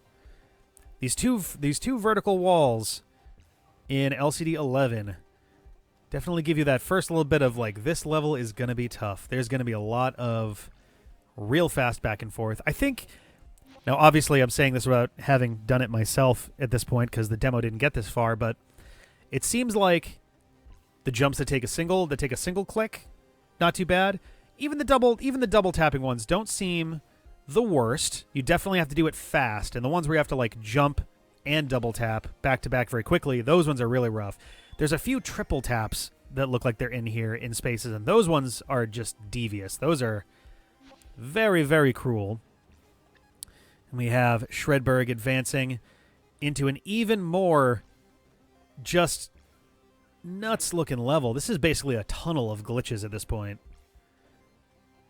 This is getting hairy with quickness. All right, Jakuts ascending. Ascending. Here we go. Nice. Ah, no. All right, but getting past that glitch wall. Got to get through that to get it started. We're making progress. And away we go.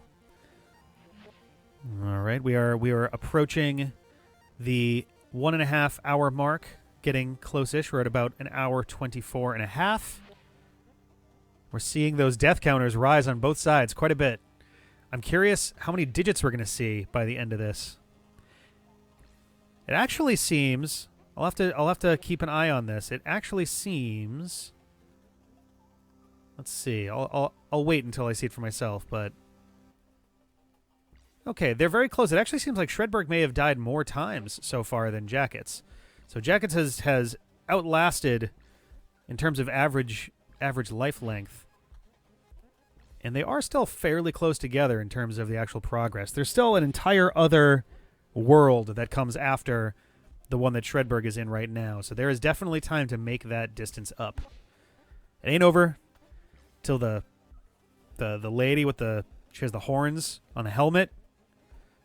It's opera. If she sings, that's when it's over. I think that's how the saying goes. When the opera sings. Alrighty. F11 is the pro strat. What would feedback percent be? I wonder if someone will find this bizarre, just this one hidden skip. If you write feedback and you write the exact sweet comment to Serb, he goes, all right, fine, you can go to the core. Just warps you straight there. All right, here we go. Along the fire. This segment is definitely getting tricky. We have Jakuts up against the vertical ink walls, making it through. Here we go. Oof, that's tough. That is tough. It's tricky to figure out on the fly which walls are safe and which ones aren't. It might be a little bit easier to see when it's right in front of you. We're doing some restreaming magic to get you both of these, but in the restream version, it's not always ultra clear at a quick glance, like while you're flying up on it, which ones are safe and which ones aren't. It looks like it's a more granular kind of glitchy thing. Going for the glitch walls. Shred had a lot of instant deaths in LCD. Ah, interesting. Okay, that makes sense. That one was a particularly cruel boss battle. Both of our runners got through there, but the quartz one, the Tesla coil. Tesla coil was pretty rough with that. The LCD one, there were definitely a few rough ones for Shredberg. We'll see if Jakuts can make up some time there. It seems like it's really all about like how you time your switching in that one to get through there. Welcome, Jack Greed. Yeah, this is an awesome little game. It was just released today. If you head to Steam, you can find it under the name of that big title at the top of your screen there, Super Cable Boy. Highly recommend. It is a great little indie awesome title. And we actually have 2 Steam keys that we'll be giving away at the end of this race. So if you are interested, and I hope that all of these folks are, then stick around. You might have a chance to win. We have Shredberg doing some very tight maneuvering. Oh my goodness. There is no room for error in these turns. These winding tunnels are making for some real tricky work. Oof. Oh my goodness. All right. Oh, made that corner. Oh my goodness, some hairpin turns. I feel like this is going to take a little while. You have to get that timing just right. Jakuts advancing through the platforming segment. Alrighty. See how it goes. Oof, that one's tough. That's a very long jump.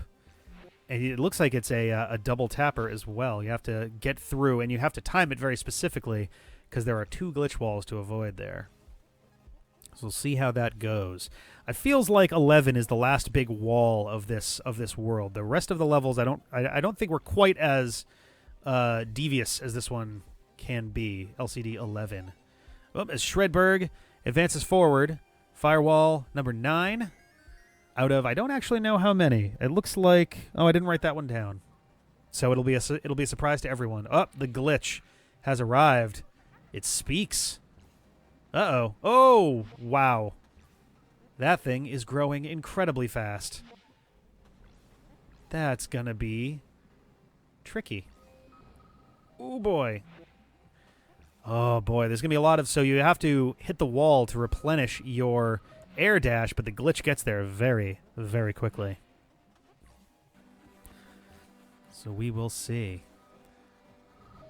Oh, boy. Oh, my goodness. This is very tight, but it looks like Shredberg may have a bit of an edge on this. Oh, no! Very, very tight stuff going on there. Holy cow. This is incredible. This is quite a challenging little encounter here. Getting through the oily segment. And now we got some tight turns. Oh, boy. Snaking through there. That's going to be tricky to line up even under the best conditions. And Jakuts clears LCD 11. Whew. A sigh. I hope Jakuts gets a nice deep breath off of that, because that is definitely one of the toughest levels we've seen in this so far. So we move on to 12, an inch closer to the quartz crystal. Let's see how we do in LCD 12 as Shredberg attempts to escape the glitch wall again. Oh my goodness! Uh-oh. Oh my god. Oh no! Wow, you really do have to book it to get through there. Holy cow. Alright, we have Jakuts dealing with the... Interesting. The 12 is kind of an interesting one, because it's all sort of like walls and glitch walls that are flanked on both sides by the glitch panels. So you have to be careful not to slide down onto one or jump too high and catch it on the top. There's a few side-to-side ones where you have to like very carefully not touch those edges, or you get it there too. So it's a lot more precision than it looks like it might be. You might be able to look at that and say, oh, well, there's a whole bunch of platforming segments, but those edges really do get you. As Shredberg gets through 9 onto 10. Here we go. Whoop. A death right away. We have more of the chase from the glitch as Jakuts makes his way through. Ooh, good catch. Now, this is a very interesting one. All right. Oh, those almost look like doors in Shredberg's level there. It looks, because of the dithering effect on the background, it kind of looks like screen doors in front of all of those. Let's see how we go. Diving down. This one's, again, very tough, because now not only do you have really tight turns, but now they're like diagonal turns. So, some very careful piloting will be necessary to get through on this one. As we take the high road, tough. Looks like you do have a bit of agency as to which path you take through that segment. Shredberg opting to go high. All right. Ooh, almost. Nearly makes the turn. Just narrowly misses it. All right. As Jakuts begins the climb anew. There we go. Gets to the outside and continues upward. As Shredberg winds his way through this segment. Oh, and clears it. Wild. We're getting to the final stage of the firewall. Firewall 11. We'll see. Oh, boy. A lot of ducking and diving in this one. That's going to be very tight. So we get Jakuts in the second to last stage for the liquid crystal dimension. As we keep on moving through. Here we go. Ooh, very tight. Oh, no. Oh boy. A lot of very tight little deaths going on there.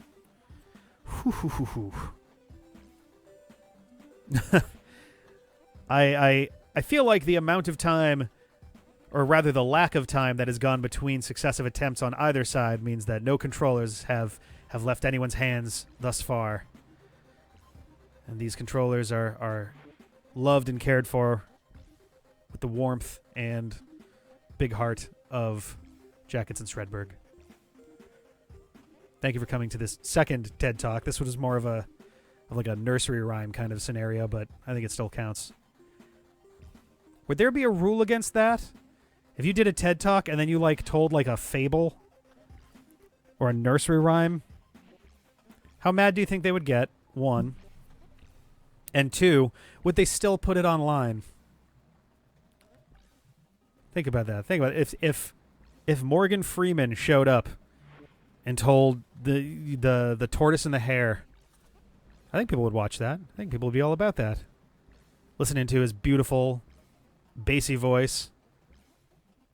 I guess Morgan Freeman's got more of that kind of comforting rasp to his voice. It's bassy still, but talking about the tortoise and the hare, or the scorpion and the frog. I forget how that one goes. But Jakuts making it through to LCD 13 as Shredberg clears the firewall 11 and onto our fourth boss, the Blacklister. That was a weird. I'm not entirely sure what went down. What went down there? Whoa! Holy cow! What? Oh no! Oh, this is going to be one hell of a fight. Lots of very tight little circles. All right, we'll have to see. Looks like Shredberg has to lead the Blacklister into firing in specific areas here. We got to bring back the 0 and 02 memes that have been circulating throughout Twitter and Reddit right now for Kirby fans frustrated to see a lot of 0 from the Mega Man series or 02 from Darling in the Franxx, I think is the name of that show. But it is an eyeball. Might use a little clear eyes from Ben Stein. Got red eyes. So we got Jakuts looking to clear the glitch maze in the lead up to the quartz crystal fight. Shredberg winding tiny little circles. I kind of love the fact that because this entire battle is set against this oily backdrop, it means that you're locked into the fireball for the entire fight. It's a completely different play style for a boss battle. That's pretty wild. I really dig that. So I wonder how many hits we're going to need in order to do that. Because so far, I think Shredberg... Oh, actually, okay, so it's not necessarily going to the harder one there. I think that's hit number 3? Whoa, hello. Oh, it's changing directions, too. Okay. Oh, no! All right. Interesting. Alrighty.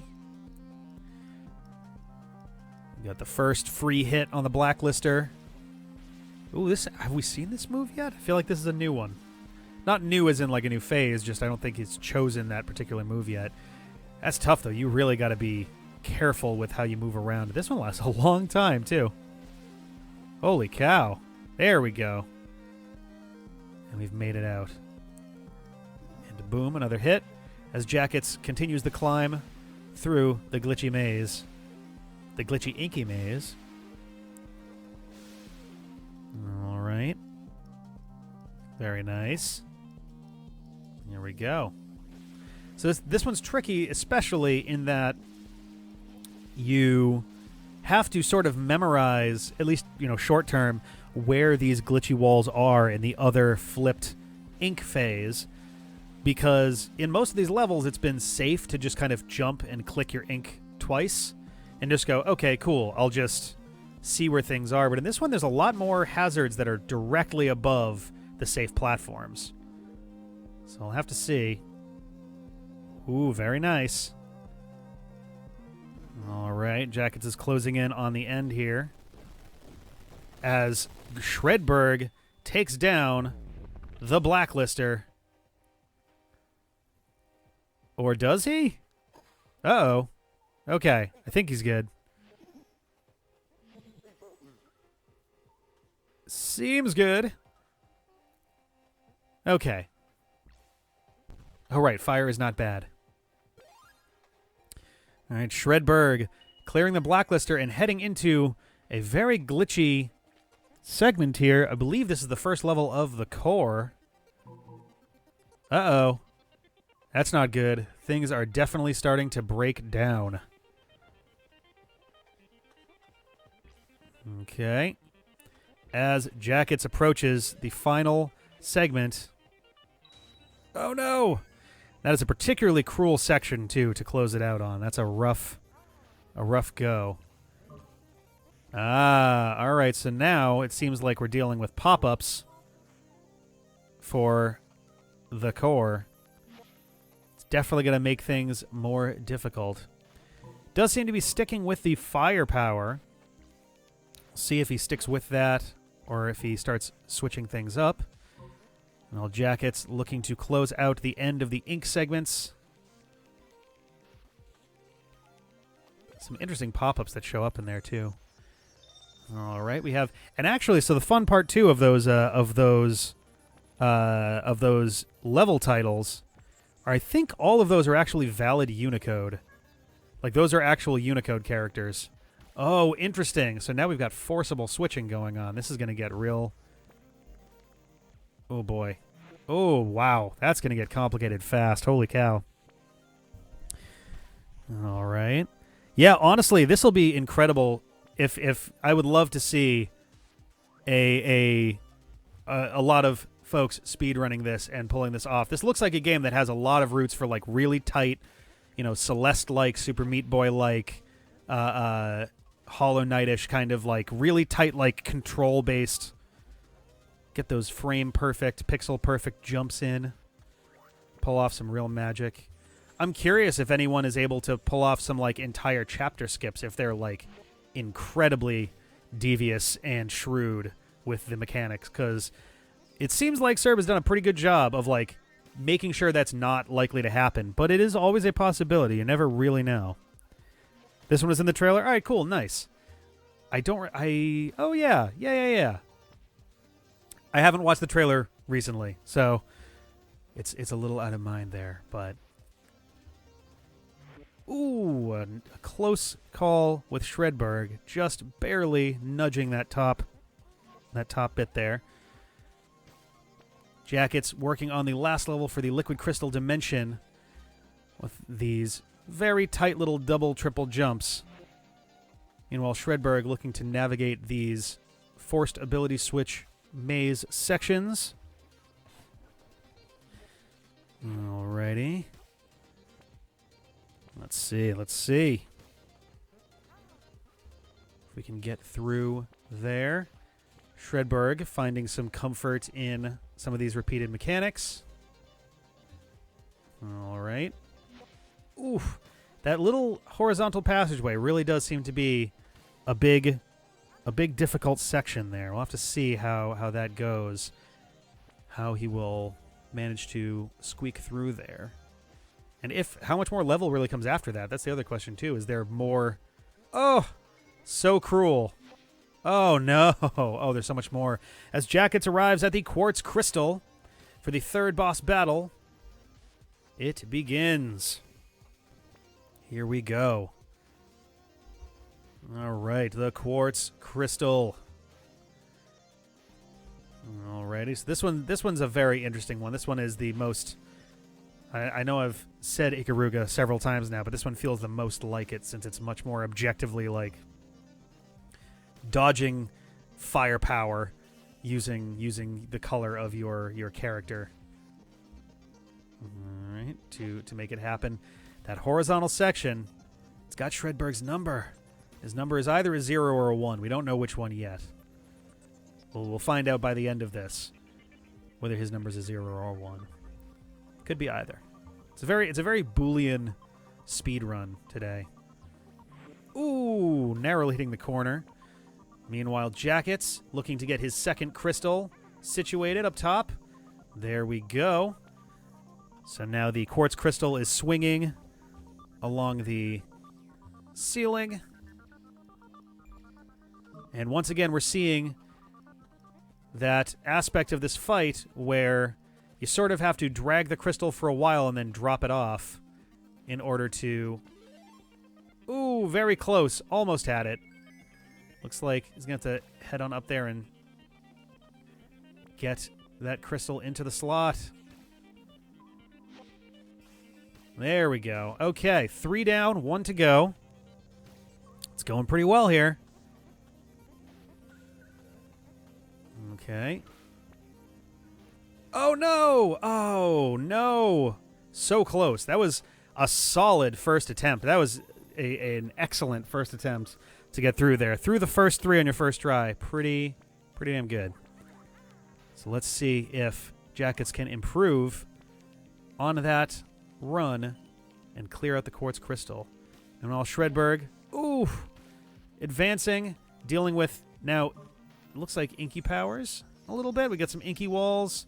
Got some angry pop-ups. A couple of the text-based emojis. So what would those... Is there like a name for those style of emojis? The like... The ones that are like... Not like, you know, colon, parentheses, but the wider ones that are like 4, 5, 6 characters long. I don't know if there's a name for those, like, for that, like, category of them. Ooh, going through the next section here. Those bugs are bugged. Oh, boy. All right, we advance through that to what looks to be number 5 in the core? Hard to say. Oh, no! Quartz crystal. Those lasers are super tough to get that timing down for. Because if you time it just wrong, you're going to leave your crystal that you're dragging around in kind of an awkward place to pick it up for the next round. All right, we got first crystal down. 3 more to go. Oh, man. So it looks like Shredberg is going to have to swing pretty hard in order to get... There we go. And around with the fire. Ooh, boy. Very barely made it that one. Oh, no. All right, so we had a switch there as well. We have Jakuts looking to get the second crystal. Getting up there. Oh, it's so close. All right. There we go. All right, leaving the crystal in a pretty comfortable spot there. That's not too bad. Oh! Switched back, I think, right as the laser was on top of him. We have Shredberg round in the corner. Getting down there, going up into the swingy section. All right, it seems like Shredberg's starting to feel a little more comfortable with some of these rapid switching segments. Seems like it's becoming a little bit more... Ooh, that could be a problem, actually. Yeah, I think if you wind up back down there, you just kind of have to take the L. All right, Jakuts looking to place the third crystal. All right, 3 down, 1 more to go. It's going to come down to the wire.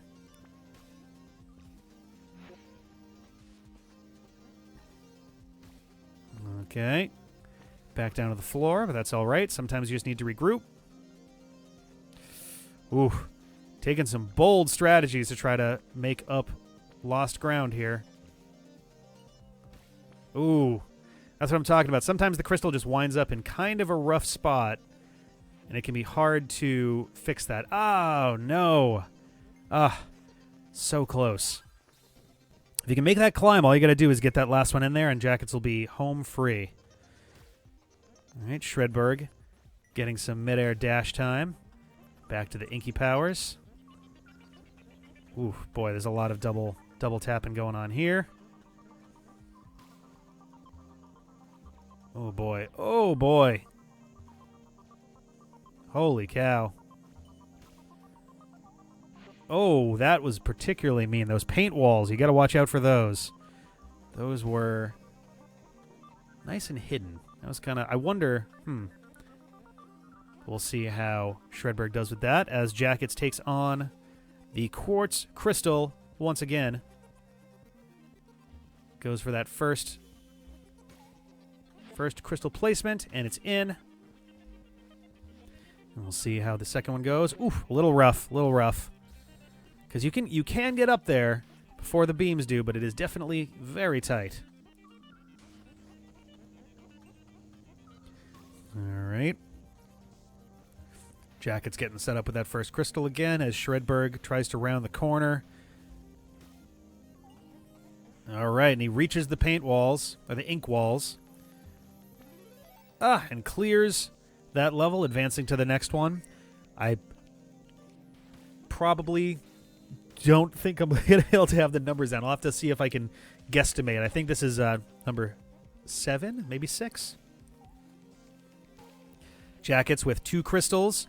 Oof, trying to get that third one in there, but getting lased out of the sky. Let's see how it goes from here. All right. Jakuts dealing with more ink wall hugging. All right, and up and around. Ooh, these are some particularly cruel segments. And ooh, to make matters worse, you do have to clear the entire level in one go. There are no checkpoints. If you mess up, you start the whole level again. Oh no! Right at the end. Oh, Shredberg just missing the last jump to get through that section. Both Jakuts and Shredberg returning to the start of the scene of the crime. Oop. Shredberg pulling it back. Getting a little hop there. All right. Diving through the fiery segment as Jakuts gets set for another battle with the quartz crystal. And there we go. Shredberg advancing once more. The glitch is taking over the error messaging system. The previous message was a lie. This is one of my favorite things with games is always like cheeky text boxes or cheeky like references and things that are just kind of like, you got to put something there, so why not have some fun? Alrighty. The previous message was a lie. Love it. All right. It's interesting seeing some of the pop-up boxes being absorbed and kind of falling apart at the influence of the glitch. Alrighty. Jakuts looking to clean up the fight. Clean up the quartz crystal and get things ticking along smoothly. All right, nice. 1 down, 3 to go. As Shredberg looks to, very smooth, make his way through an ink segment. Does seem like the game does give you light tells as to where some of those ink walls wind up. Okay, a little hesitation from Shredberg. I think he was expecting something to get in the way at the last second. Jakuts looking to put the third crystal into place. Ooh, very close dodge. Oh my goodness. He's some very tight. It's fortunate actually that the, I didn't think about it before, but it might be a reference itself. I was about to say it's useful that the quartz crystal only rotates in a clockwise direction. And it's a quartz crystal. So it would make sense for it to do anything clockwise. I think that's kind of neat. All right, looking to place that third one. All right, crystal's in a good spot. There we go. That's 3. All right, Jakuts looking for his 4th. Looking to close this fight out. Definitely getting a lot harder to dodge the beams now that, oh my goodness. Now that the quartz crystal's swinging around. Ho, that was close. All right, he's got that crystal in a pretty solid spot, though. Easy to grab once he's back up there. It's tough, though. Every time you switch it, the platforms change, too. So it gets harder to navigate. All right. Okay, let's see. Shredberg advancing forward. Fireballs. Multi-jumps. Oh, no! Jakuts starting the quartz crystal battle once more. All right. Here we go. Here we go.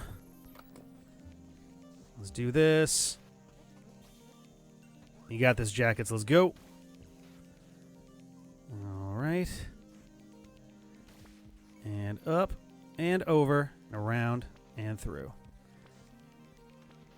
All right. Here we go. Shredberg. Making these jumps. All right. Jakuts looking to get his third crystal into place. All right. Here we go. Getting the fourth one ready. All right, Shredberg looking to close out this level as well. Ooh, oh no. Switched right at the center, at the apex of the lasers. All right, the levels begin once more. All right, Shredberg making his climb. Jakuts starting up his next battle. Okay. Here we go. Up, up, and away. Making that upward climb. Gonna dive down, and now we've got a wide S turn. Oh no! Oof. It's tough. Those hairpin turns really do get tricky. Let's see if Shredberg can pull that off while Jakuts squares off with the quartz crystal. All right. Let's see what we got here. Man, the color-dependent crystals to carry around are definitely tricky to get into place, for sure. It's been tricky on both sides. Shredberg was having a little difficulty with it as well. It's easy to lose track of which color you need for them as well, which is unfortunate, especially as the platforms change underneath you. All right, got 3. Let's see if Jakuts can close out this fight.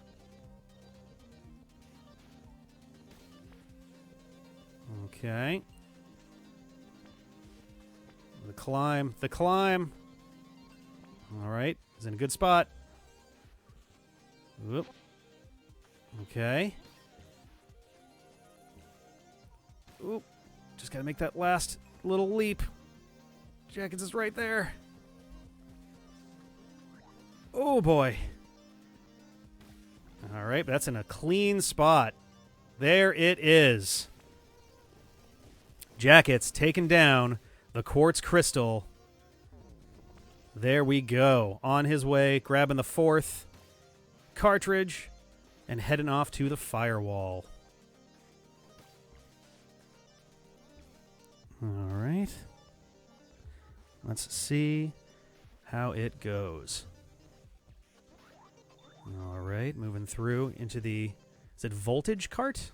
Is that what that says? I guess that's kind of electricity. It feels more like a fireball, but I could see that being a voltage thing. Like it's an overload of electricity kind of deal. All right. Closing in on the 2-hour mark of this run. Let's see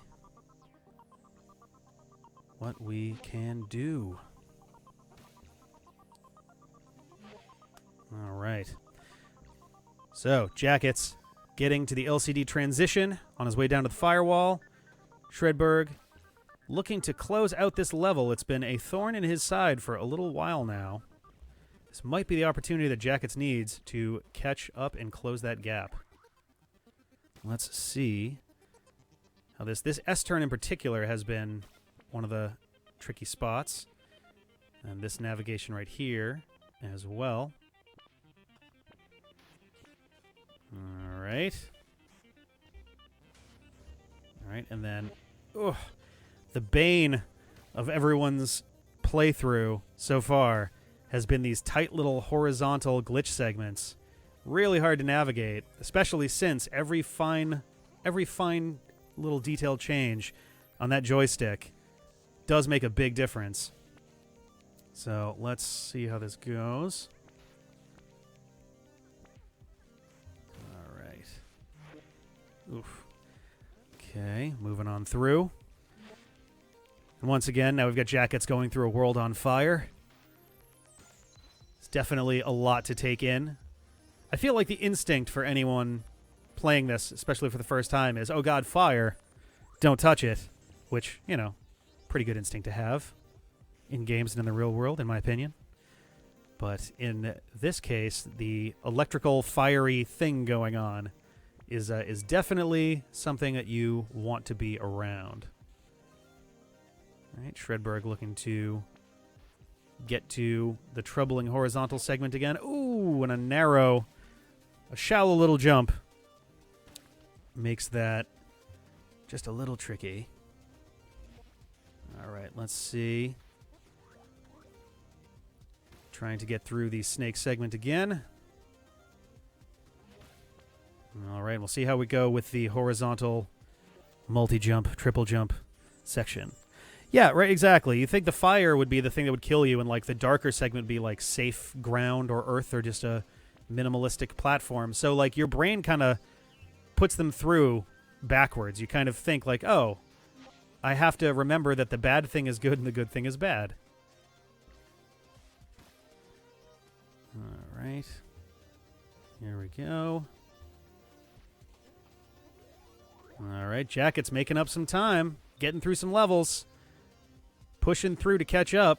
We may have a race here, you guys. This is going to get interesting if he can get to the core before Shredberg can make much ground on what's left. All right, let's see how this goes. All right, Jakuts making his way through. All right, getting through with style, looks like. Very nice. Excellent. All right, Shredberg working on this segment again. I think it's 7 or 8. It's hard to keep track of the numbers since they're those garbled, glitchy looks after a while. All right, making his way up to the horizontal segment again. Okay. There we go. Making the jump. Up we go. Jakuts winding and weaving through. Ooh. Winding and weaving through our snake, our snurpentine? Yeah, we'll go with snurpentine. I think that's appropriate. It's snake-like and serpentine all at once. The snurpentine tunnels. And yeah, that dodge corridor is a beast. It's very narrow. Gravity is working against you. At least in a vertical one, it's all a matter of just pointing in the right direction. If you're in a horizontal one, you have to counteract the effect of gravity pulling you down just a little bit. Not to mention your extra jumps are going to be way too much to get through that segment. All right. Here we go. All right. And off we are. There it is. Ooh, tight little snake segment from Jakuts. Ooh, nice correction on that. Hey, and whew, catching it the last second before hitting the ceiling there. Shredberg heads through the S tunnel once more. We are off. Here we go. All right. Ooh, just missed the battery. We'll be off to start that one again. Alrighty. Making our way up and over, around, and through.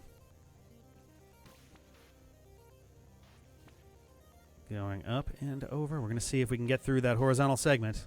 Ooh, Jakuts taking the fall in that one little dark section there. Ooh, boy. Oh, no. Man, that corner is just very tight. That's a tough one to pull off there. You have to like really wrap yourself around and launch to get around there to get to that last little segment before the horizontal jumps. Turns out the further into the game you get, the harder the platforming gets. As we make our way upwards, over, and here we go. Around. There we go. Oop. Gonna need a bit more momentum. Jakuts pulling off. Oh, Jakuts making his way around our last little bit of platforming there. Very nice. All right, it looks like Jakuts is making up some solid time here. There is definitely some gap being closed, to put it lightly. All right. Ooh, an unlucky little wobble there. And we will begin the level once more. Up we go. All right, here we go. Going through the S. Making my way up there.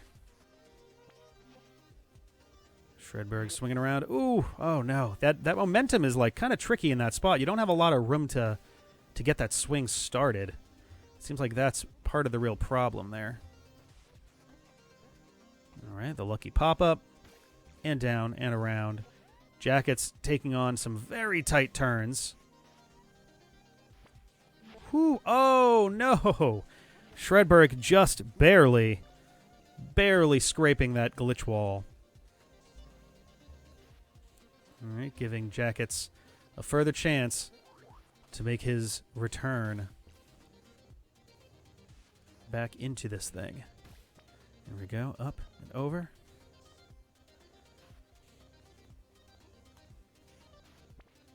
All right. Swinging up. Oh, got to get the momentum going. There we go. Shredberg up. Jakuts ducking and weaving. Making his way through that incredibly tight S section. Oh! Holy cow. Shredberg. Oh. Oh, no! Oh. Oh, my God. Right before. That looked like the last segment, too. I think he literally was right there. Oh, no. Well, he's gotten through there once. He may pull it off again. Jakuts advancing further through the firewall. Taking advantage of Shredberg struggling with this tight horizontal turn. We're at firewall 6 with Jakuts. Only a few more to go before he gets to the blacklister. And this horse race is a horse race. I kind of lost that metaphor a little ways through there.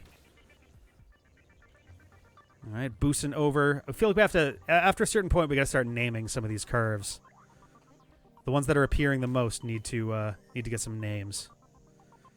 Like, this is the Sammy. It's S turn. Let's call it the Sammy. It's also kind of like a sandwich of tunnels, so it like works in like multiple ways. It's a work in progress. We'll get there. Ooh, that one was a little bit rough. A little bit rough, little bit. Ooh, no. Jakuts trying to get through another serpentine segment. All right. Here we go. And up and through. Let's see. Let's see how this goes. All right. Oh, oh no! Almost. So close. Oh my God. This is getting pretty tense on the Shredberg side. So many very narrow misses to make it through there. Jakuts looking to climb through this very loose interconnected web of oily platforms. All right, let's see how it goes.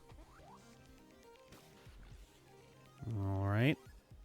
Jakuts clearing it. Holy cow. Just barely catching the outlet before the 0 hour there. All right, making up some solid time. Ooh, no triple jump on there for Shredberg. Curve 45.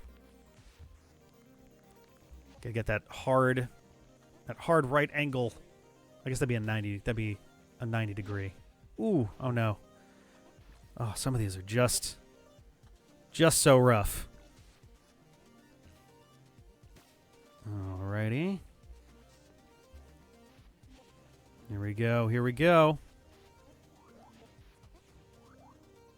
All right.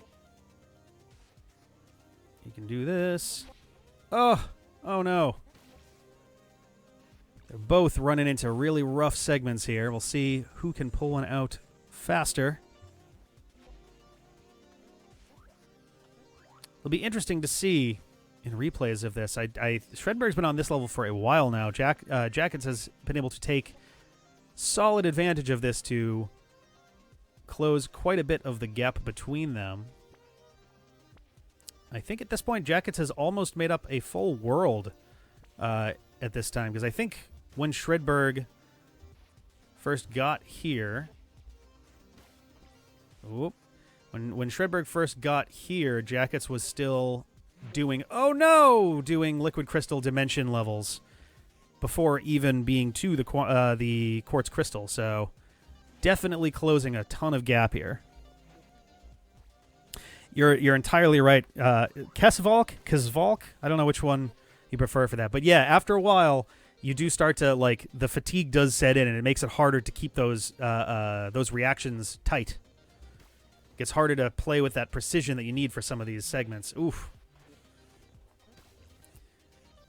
I've definitely done my fair share of marathon streams at this point, and boy, oh boy, even the most basic stuff gets pretty difficult after a long enough period of time.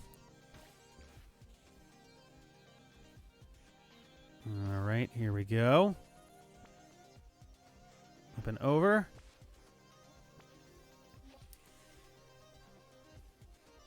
There we go. Let's see how this goes.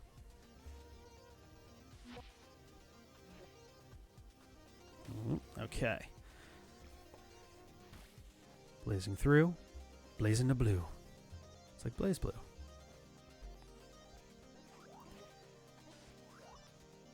All right, we got a nice red and blue aesthetic going on for a good portion of this.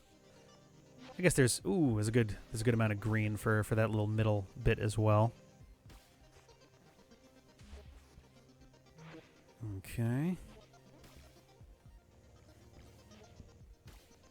Let's see if we're definitely hitting a bit of a snag on both sides here. I'm curious who will be able to pull it out first. What do we think? What do people think is going to clear on here first between the two? Any thoughts? Any guesses?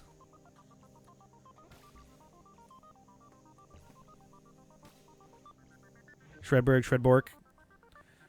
All right. Ooh. It's going to be tight. It's hard to say. Right? This is definitely a pair of very difficult levels. Ooh, being done side by side.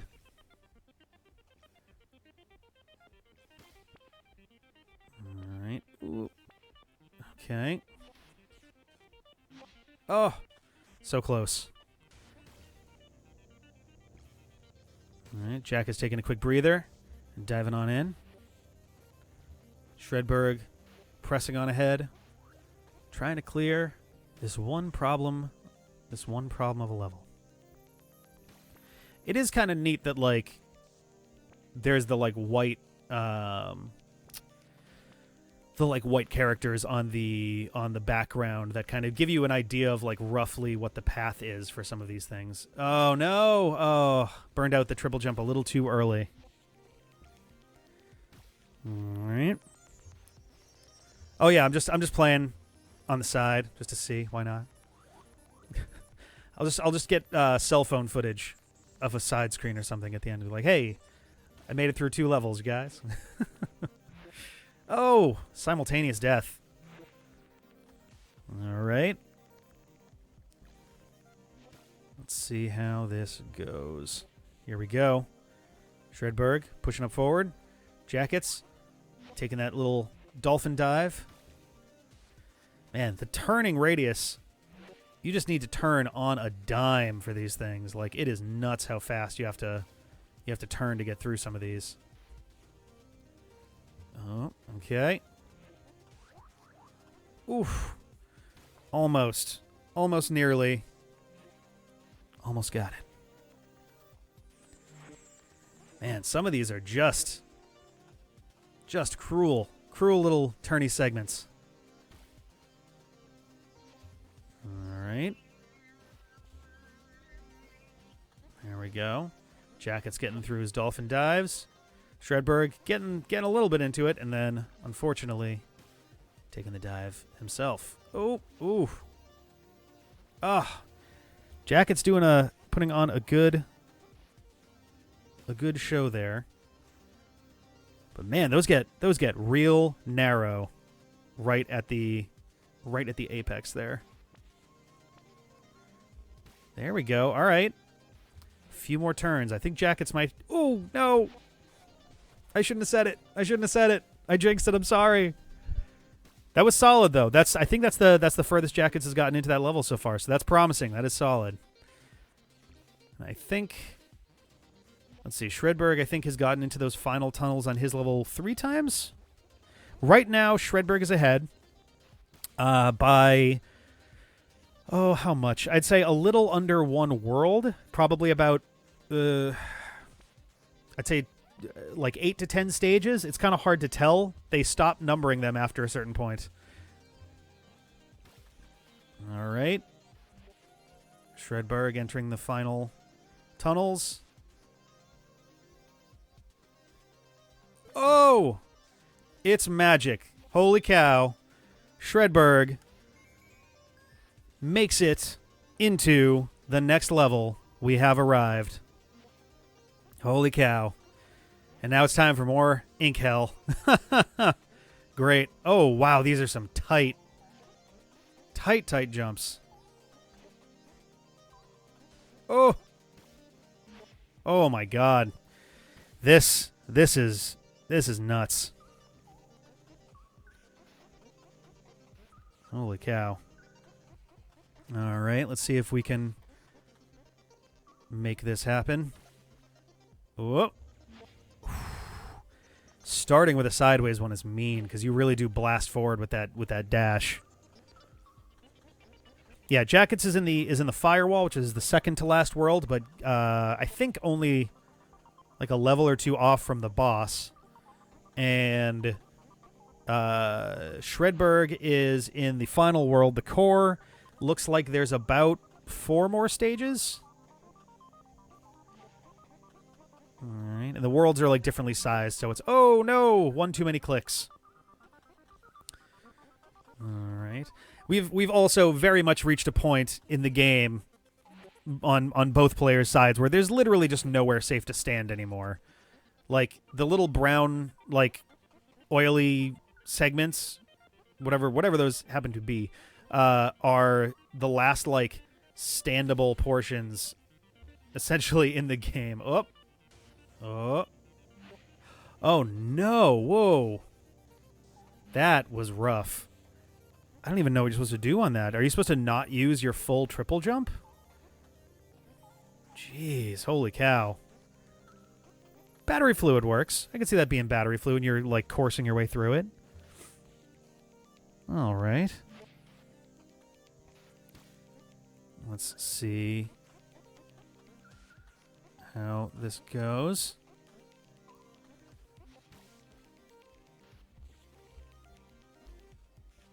Oh, man, I don't know how you're supposed to do this without... I think it seems like you just have to, like, really, really dash into that last battery to make that happen. That's going to be a really tough maneuver. This one could be a sticking point for a little while as well. It does seem like the hardest ability to use. Ooh, boy, that was very tight. Oh, here we go. Oh, no! Oh, we got there.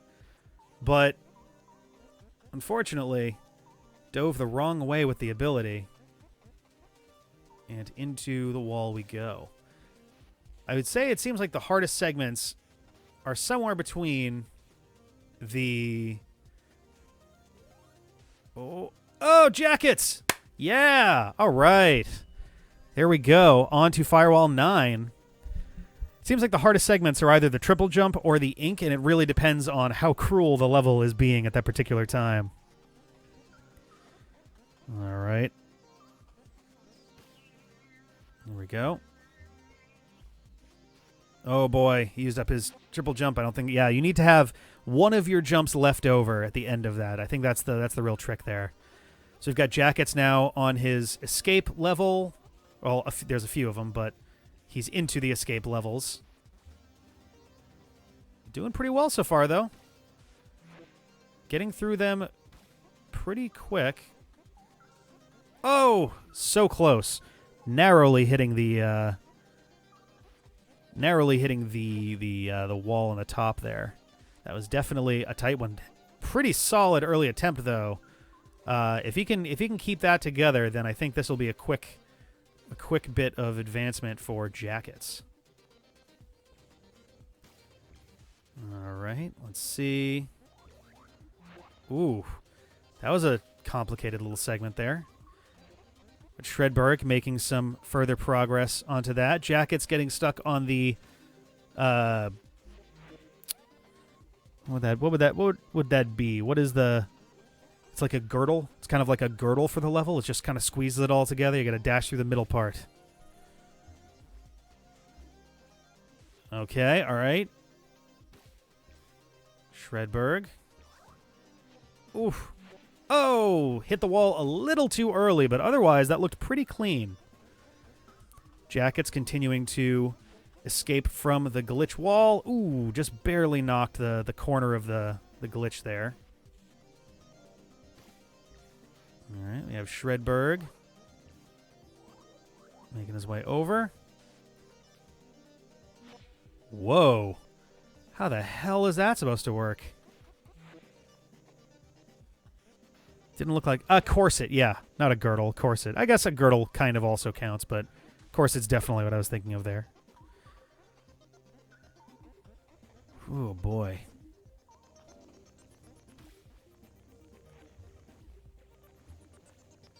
Okay.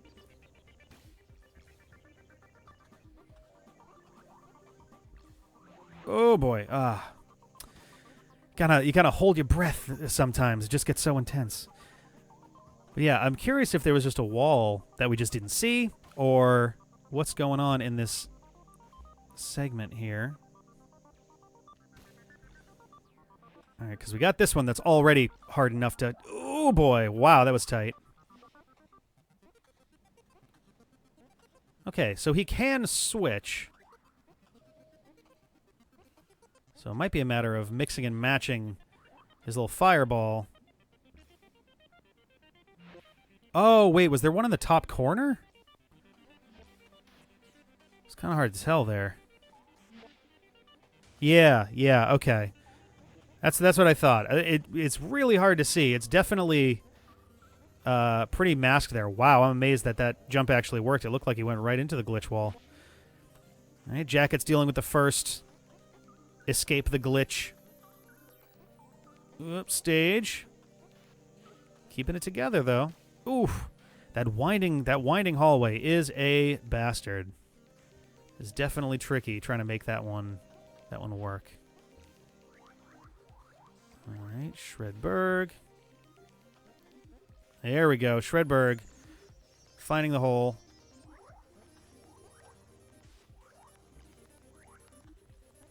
Okay. Oof, another segment. Oh my God. Oh no! Oh, getting further though. It looks like we're getting closer. definitely getting right there. All right.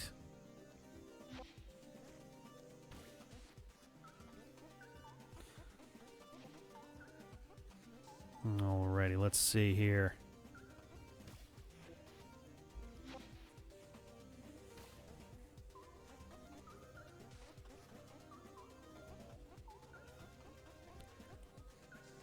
Getting in. And up. Oh, man, that segment is just rough. And so many of these levels are just brutal, brutal gauntlets at this point. You can see the gears, the gears in motion. You can see how they're kind of piecing these together on the fly. It's definitely a wild, different sort of take doing a blind speedrun on something like that. Ooh, ah. Okay. Oh no, Jakuts. Man, that segment is tough. I think that is the last section before the end of that level, though. So if he can clear that, then he is golden on the rest, I believe. All right, Shredberg getting the pattern down.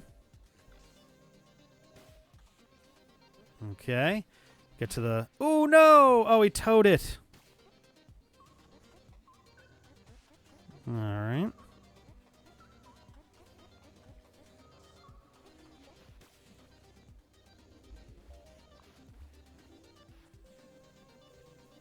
Okay. Getting up the wall there. We got them both dealing with fireballs. I know they're electricity. It's the voltage cart. It just has such a fireball aesthetic, and there's so much fire. I can't help it. It's just... I like fireballs. They're fun. Who doesn't love fireballs in a video game? All right.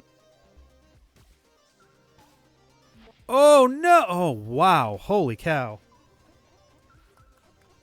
That was very, very rough there. There's a lot happening. Jeez. They really do expect you to pull off some incredible stuff with, like, no real moment to kind of catch your breath. That is amazing.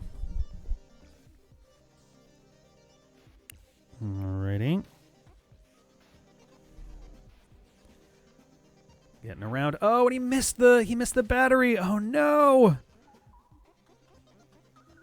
Oh, there's a couple woofs in there after a while. It's tough. It's tough. You feel it in your bones. You feel it in your bones, and it hurts. It hurts. Ooh, oh no. I feel like I would have that issue a lot. You start the fireball, but you either are like pointing the wrong direction to start, or like you're just not pointing a direction, so it defaults to, I assume it defaults to either up or forward, and you just kind of like hit something because you're not like already kind of leading it. But it's tough because like a lot of the times you don't want to be moving forward yet. You want to just be like dash directly with that. So it kind of makes it a little bit trickier there. So let's see if they can pull this off. Oof, Jakuts keeping it tight, but is progressing. Getting through there. And up and over. Oh, such tight turns. Okay. Oh. Oh. Up. Jakuts! Yes! All right. On to Firewall 10. Holy cow.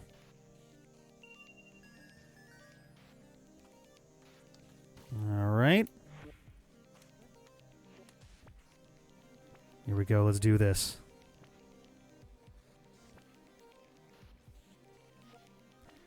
Okay. Diving around. Oop. Diving up. Diving over. We got Shredberg as well, advancing on.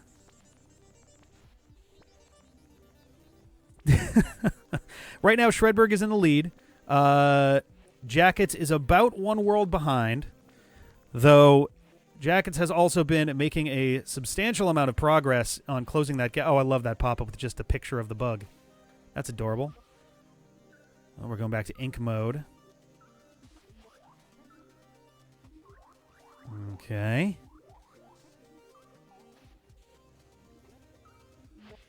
Ooh. Oh, are there 2 glitch walls there? That was hard to see, actually. Oh, we've got Jakuts dealing with the apartment complex. All those buildings, all those doors. All right. Here we go.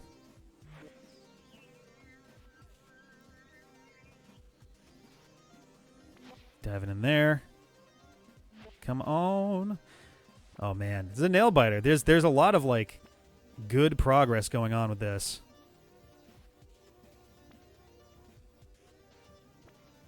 All right. Moving through. Oh, missed the hook on point. Meanwhile, Jakuts making some good progress in the escape sequence. We're back to the apartment complex. Ooh. Ooh, going for it. So Shredberg wound up going north. Took a couple tries there. Ooh. Jakuts taking the southern path. Shredberg, meanwhile, ooh, trying to scale that wall. That's a tough back and forth, for sure.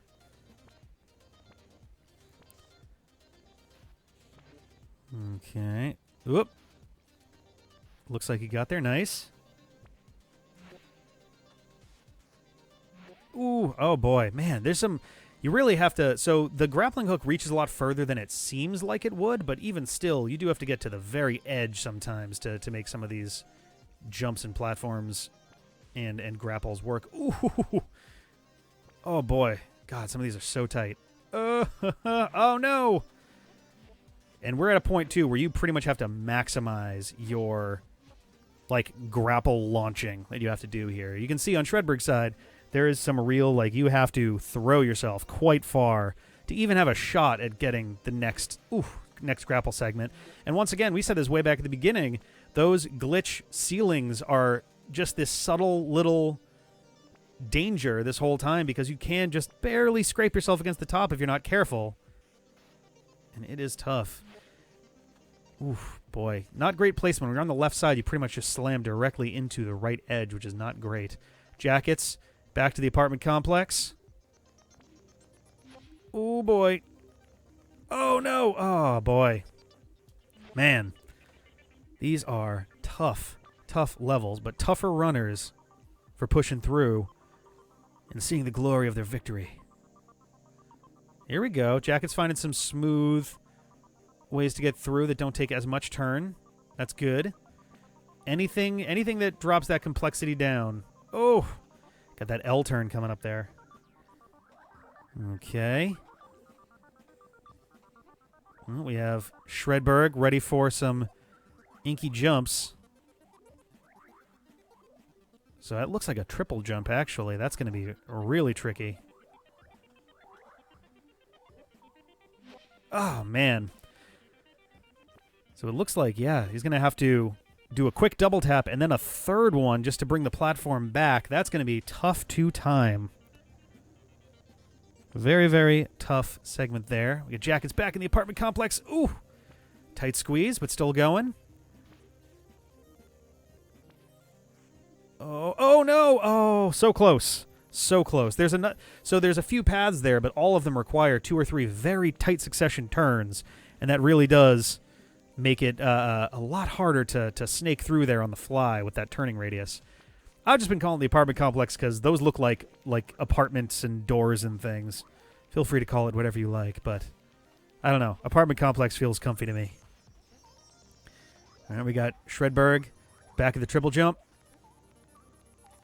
Oh, and he pulls it off. Oh, man, the level's not over yet, but we're getting closer. Oop. Holy cow. All right, S turn. Oh, wow. These are getting incredibly tight. Oh, boy, that's going to be a tight jump right there. Very quick double jump in his future. Or double tap. Right at the end of the stage, too. Oh, God. BMO is here. Oh, wow. That's a nice little rare bit of kindness at the end there. Holy cow. Speaking of BMO, there's actually Super Cable Boy drops a mathematical at one point in the conversation with Mr. Suihanki at the beginning of the game. Such a cheeky little mean segment there, but we are closing in. We're getting close. Okay. Oop.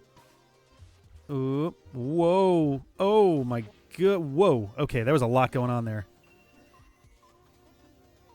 Holy cow. All right. All right, it seems like it... Ooh, damn, it's still such a shallow little jumpy section there. We got Jakuts going for another chase. Ooh. Almost. I think this might be the last one before the Blacklister. It's going to be close, but I think this is the last one. Shredberg is getting a lot more comfortable, it seems, with these horizontal segments that were giving him a lot of trouble earlier on in the core. So it's nice to see that adaptation going on. Adapting to your surroundings. Improvise. Adapt. Here we go.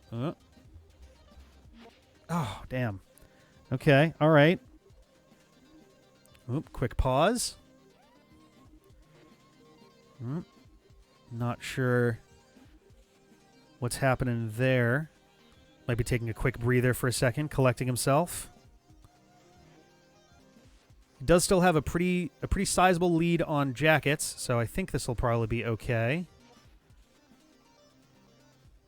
Let's see where this goes. In the meantime, I guess we'll be looking at Jakuts making his play to get through to the final world.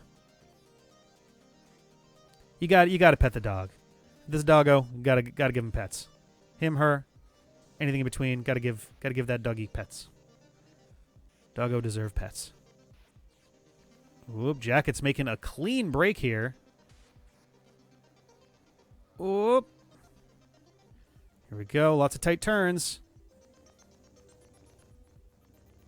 Oh, Jakuts makes it. Hell yeah. Wow. Good play, good sir. We have arrived at the fourth boss battle, the Blacklister. Opportunity for Jakuts to really make up some valuable ground here as we get ourselves to a point where we can get both of our players, both of our runners into the core, the final level, at the same time. See if Jakuts can bring it back.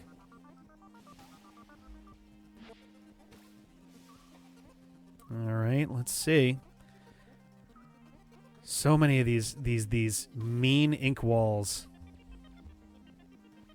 Man, I might have to do like a you do it of this one of these days. Ooh. I have played the demo as well, so I wouldn't be entirely blind either. I think I'd have about as much to work with as these guys did at the start of today, so I would only take about 10 times as long, probably. Maybe longer. Jakuts putting up a solid fight against the Blacklister. Skillfully ducking, weaving, leading those tendrils along. Giving him the space he needs to set up his attack. All right. There we go. Another one in. All right, another phase down. Jakuts continues the assault. Well, I guess right now it's the opposite of an assault. It's a desalt. It's a pepper. He's peppering his plans to progress progressively with pride for the people against this pupil. I'm out of P words. That was the last one. They don't have it. We'll have to invent more to continue this. It's like a collect call. You got to put in 25 cents for another 5 minutes. You got to invent more P words to continue that sentence. Ooh, down to the final phase though. That's solid. That's good. That's some real skills on display making this happen. Here we go. Shredberg carefully navigating. Ooh, boy. The core is just devious. So many little trap sections where you feel like, all right, I've made it through, but oh, surprise, you got 4 more things you got to do before you have a chance to rest. All right. Here we go. Got these one-sided danger walls. We now have the Wheel of Death on Jakuts' side, though he figured out a solid defensive strategy here. Since it always goes into the same 4 straight lines, you pretty much just sit, you wait. All right, let's see. All right, we've arrived at the wheel. Wheel of morality, turn, turn, turn. Give us the boss battle victory that Jakuts has earned. Oh. Yes! Jakuts with the victory over the Blacklister. Booyah. Look at that celebration spiral. Look at that. Boom. Dancing like you deserve. Ooh, Shredberg just barely stumbling over one of the glitch walls. All right, Jakuts closing that gap. Holy cow. Looks like he's carrying a red hammer right now with the way that the speech bubble is tilted. All right, here we go. So Jakuts continuing on to collect, or I guess to get to the core. There's not really another cartridge to collect. He's already got 4, but the core has begun, and Jakuts is just a few stages behind, possibly closing the gap with Shredberg. It's interesting. Both players have had pretty substantial leads at various points in this. I think both players have at least once had like the better part of a level's worth of a lead, and then switched positions. So there's a lot of back and forth going on, which is always great for one of these. Yeah, that's going to be the real test for sure. There's so many crazy dodge tunnels that are coming up, and that's what's slowed Shredberg down for a good portion of this. And we'll have to see if Jakuts can improve on that, or if he's also going to be having trouble with it. The timing of these double taps too is pretty tricky. You have to tap away the glitch wall and then jump and tap to get to the glitch wall to get to the ink wall on the other side. It's incredibly tight. Let's see if Shredberg can make it. There we go. Okay. Oh no! Did not clear the glitch wall in time. We'll have to see if he can make it through on his next attempt. Meanwhile, Jakuts making his way through, approaching the hellish dodge tunnels. And we'll see for himself just what kept Shredberg going so long in there. These are some tough levels. Props to Serb for some incredible challenge in these things. Like, definitely living up to the challenge of its forebears.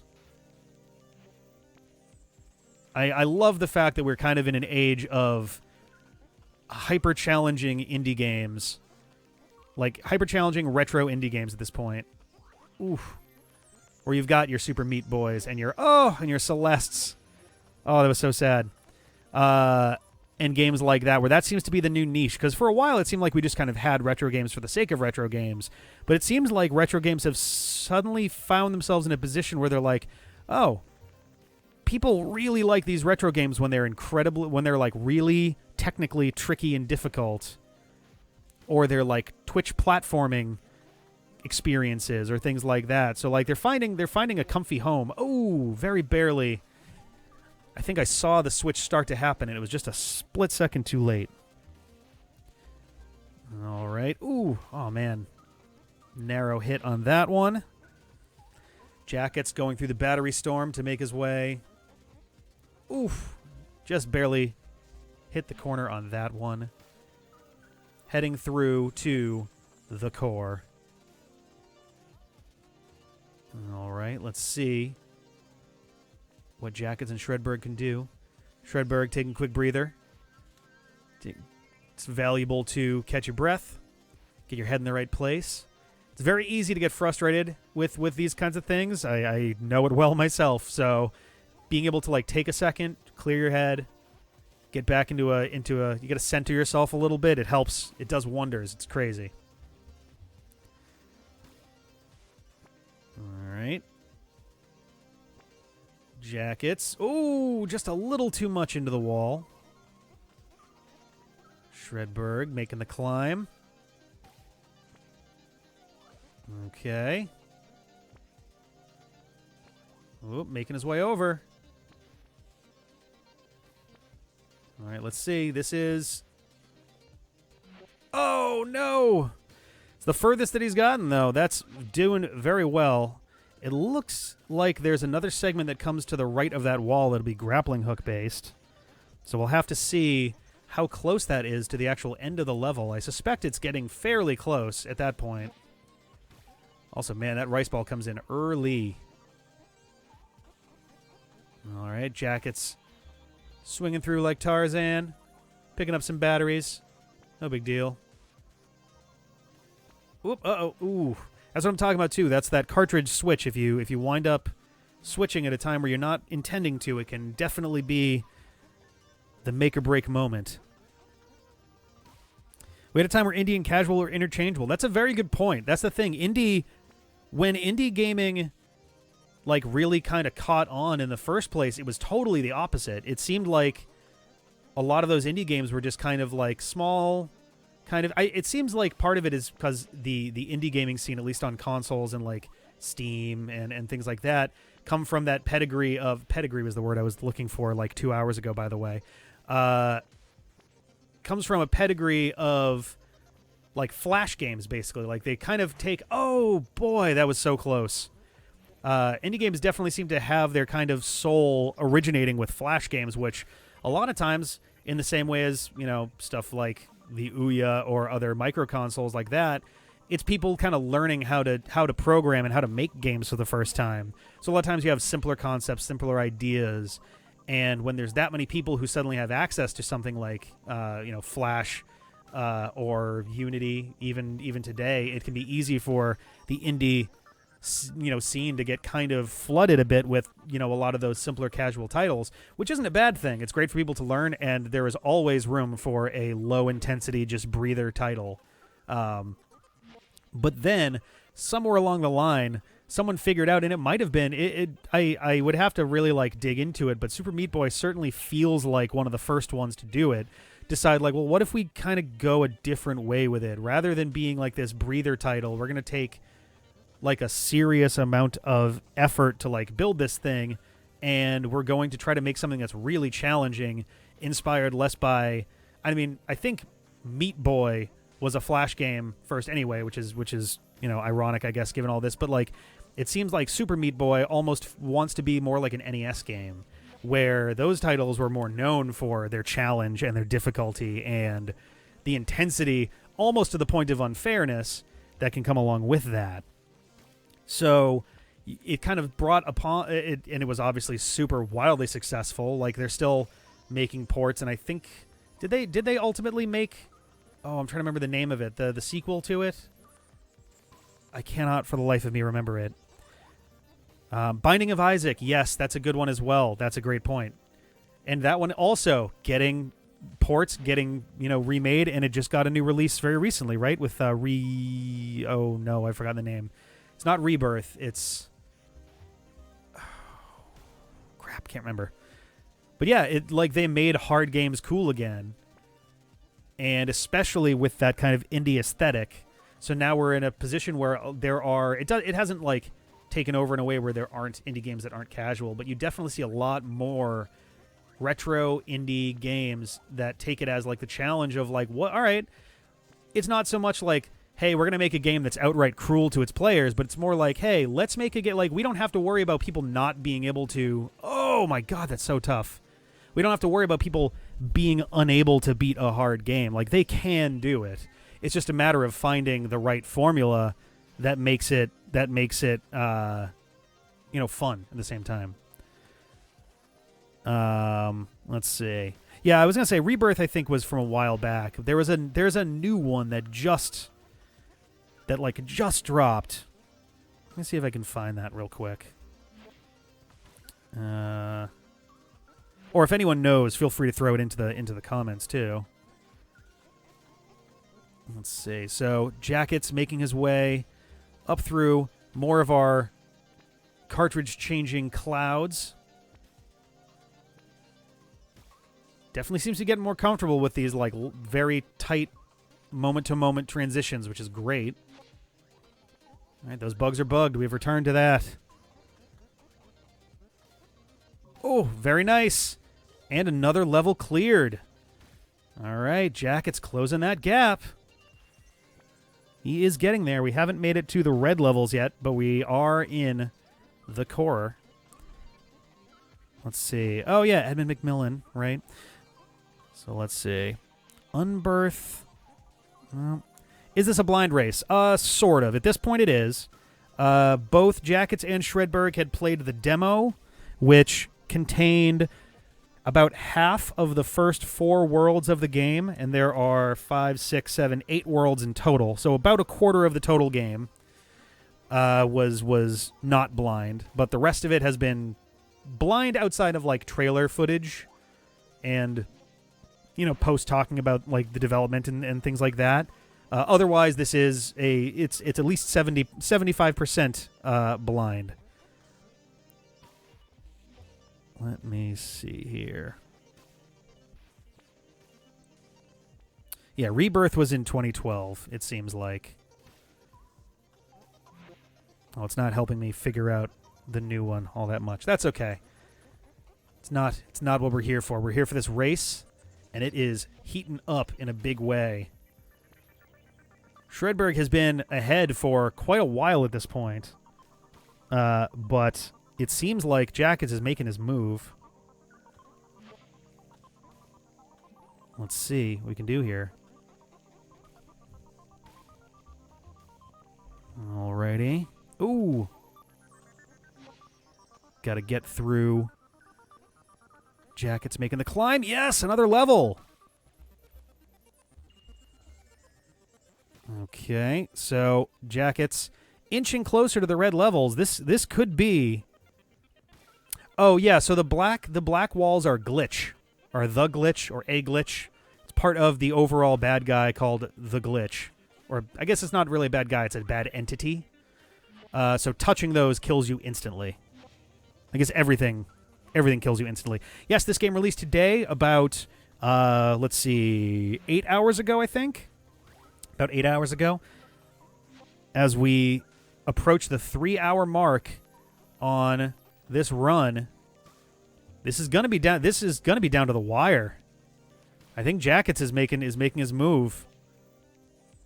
It's definitely real competitive. There was a point where Shredberg was up by about a world and a half, a little over like a world and a quarter, but Jakuts is now down to about 5 stages back. It's pretty tight now. And he's doing a pretty good job with these double taps as well. So we're seeing some improvement and adaptation really well here. All right. Here we go. All right, Jakuts climbing. Shredberg swinging. Ooh, it's always tough if you hit that second one a little too close or a little too soon. Then you wind up hitting yourself with the lasers. All right. Jakuts exploring the left side a little bit, seeing if there's something else to... This is really cranking my style. I wonder, this could be a rice ball. It could be a shortcut. Oh, all right. Rice ball, not a shortcut. Worth checking, though. In fact, I want to say in the very first level, there is something. I don't know what, but in the demo, if you come back with, like, your second ability, the one that gives you a triple jump, you can throw yourself all the way to the left. And there is something over there but it's marked with a big X and says demo, and I haven't had a chance to see what it is in the full game, so someone out there can go and purchase this game on Steam and find out for yourselves. Also, for those who are in here with us right now, if you are interested, Jakuts pulling off another level, getting closer. If for folks who are interested in this game, we are giving away 2 Steam keys for Super Cable Boy at the end of the race. So stick around to the end. You might just walk away with a great indie game. All right. Whoop. Oh, no! Oh, Shredberg, so close. So close. That was just a little too ambitious on that last jump. Right at the wall. But he's basically there. We got Jakuts. Ooh, boy. All right. Oh, no. Oh, it is interesting to see the different skill sets between Jakuts and Shredberg. It seems like Jakuts has been adapting more quickly to some of these ink walls, whereas Shredberg's been doing a little better with the fireball, and the switches have been a little kinder to him, but it seems like Jakuts is still closing that gap. I think, if anything, it's the bosses that were really doing the most damage there. But Jakuts beat the Blacklister pretty quickly, and that helped a lot, actually. Shredberg didn't take a huge amount of time there, but I think that did give Jakuts some time to catch up. And it is a much closer race as a result. Ooh, hugged it a little too far to the left. Yeah, the bosses were like a big difference on 2 and 3, the Tesla coil and the quartz crystal. Any indication of what level they're on or how much they're separated by? Not easily at this point. So the level markers up to this point have like a letter, an alphanumeric code to it that represents the world and then the stage. But in the core, it's all geometric shape Unicode characters. So it's not really easy to keep track of what level it is. A skilled commentator, more so than myself, upon seeing this, probably would have been writing down some tally marks. But alas, here we are. Shredberg, I think, is ahead by about 4 or 5 levels right now. It's kind of hard to tell.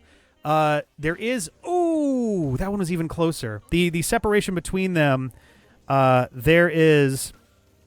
the first half of the core levels use a white font, and the second half use a red font.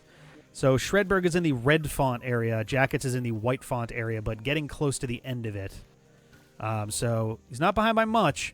It's definitely one where, like, if he can pull off some wild upsets in some of these levels, doing it basically blind, then he could catch back up, you know, with some time to spare. So we'll have to see. Also, the final boss, anyone's guess, right? Like, these bosses have been wildly different in terms of how long it's taken people to beat them. So it could be the difference maker. Like, even if Shredberg gets to the final boss, it could take, half an hour to, like, really work that down. And that could be enough time for Jakuts to make the difference up. And then at that point, it doesn't really matter who got to the final boss first. It's how fast you learn those mechanics and how long you get through it. So it really is anyone's game. Do we know if they can see each other's screens? I don't believe they can. I don't know if either of them have the Twitch pulled up. I don't think they do.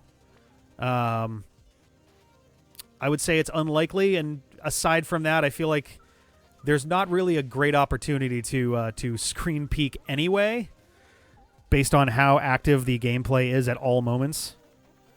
So we'll have to see. We'll have to see how that goes. All right.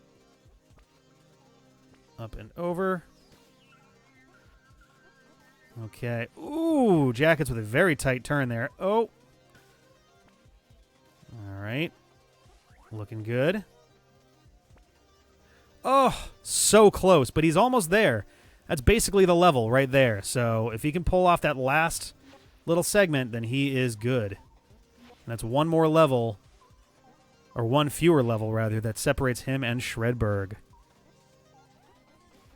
Right, like that's the thing. If they were doing like an RPG or like a strategy game or something where it does like if perfect example, there's no flaws with this example at all. If there was a new Ace Attorney game that came out and got blind speed run, I feel like screen peeking would be a much bigger issue than would be in a game where it's all about precision handling and like frame perfect decision making. Oh man, that left turn just comes in so sharp. It's the curse of like if you actually have a good turning radius, that can actually be that can actually hurt you just as much as help you. You just have to be ready for it. That acceleration just dies out and you just poink right into it. Ooh, oh no. Yeah, Jakuts is rocking it with that for sure. That's ooh. Oh no. Took a wrong turn at Albuquerque. All right, we will see. I don't know if this is the last white font level. There might be one more after it, but I think it's either this or the next one. And at that point, they're both in the second half. All right. Ooh, a little bit shallow on that. Okay, we got Jakuts making his ink climbs. Both runners struggling earlier on in the run in the later portion of the world where that ability was first granted, especially level 11. Oh, no! Oh, Jakuts. Oh, no. He made the jump, but one too many taps. But he's got this. That was so close. Both runners taking a second. All right, Jakuts back into it. Shredberg taking another breather. This level looks torturous. I cannot blame him for taking a second to just kind of get back into that good headspace. Both runners have gotten incredibly painfully close to the ends of these respective levels. Oh man, that one's rough. I feel for you, Jakuts. That was a bad beat on that last bit. It's just the instinct kicks in. And you're like, oh no, a thing I have to dodge. But that last one is the one you got to keep. All right. Yeah, Shredberg definitely also did the same thing on his. It's that instinct where you just kind of like your fingers react before your brain has time to process everything that your eyes are seeing, and you're just like, dodge it, and you go, oh, wait, no, that was a good thing. I wanted that. All right. Got both runners making their way. Ooh, hoo, hoo. That was a shallow little hop for Shredberg. Oop, Jakuts beginning again. All right, Shredberg. Making his way there. Ooh, that's a much more comfortable spot for him. There it is! Holy cow, that deep breath did wonders. Oh, it's not red font again. We're back to white. I don't know how that happened. Maybe it's the cartridge that they have, and maybe there is no whiter. Whoa! Got a little bit of Tetris, a little bit of... It almost gives me like a Fez sort of feel there. It's weird how you've got some things that are curling around. Ugh! Well, that's haunting. To meet you. Ha! Huh. So you've got the system that's like crying out to Super Cable Boy. And oh, Jakuts clears it as well. Excellent. Holy cow. They're both on the move once more. Choose wisely. Oh, we have arrived. Colonel Panic. All right. Let's see what we got here. This feels familiar. I think this seems like it might be the dream from the beginning of the game. Jakuts dealing with the rough triple jump sections. Cable Boy, finally. Oof. Got some meaningful dialogue that you too can read if you check out Super Cable Boy, now available on Steam. I recommend it. I suspect the Jakuts and Shredberg do as well. And Butter Building, yeah, that was the other reference that it was kind of feeling like to me. Also, in a little bit of a way, this is kind of a strange one, but Pokemon Puzzle League on the N64. It was Tetris Attack, but branded as Pokemon, and they had a special mode that was like a cylinder. That was wild. That was a weird thing there. The glitch. Here we go, guys. Whoa. Holy cow. What the hell? Oh, God.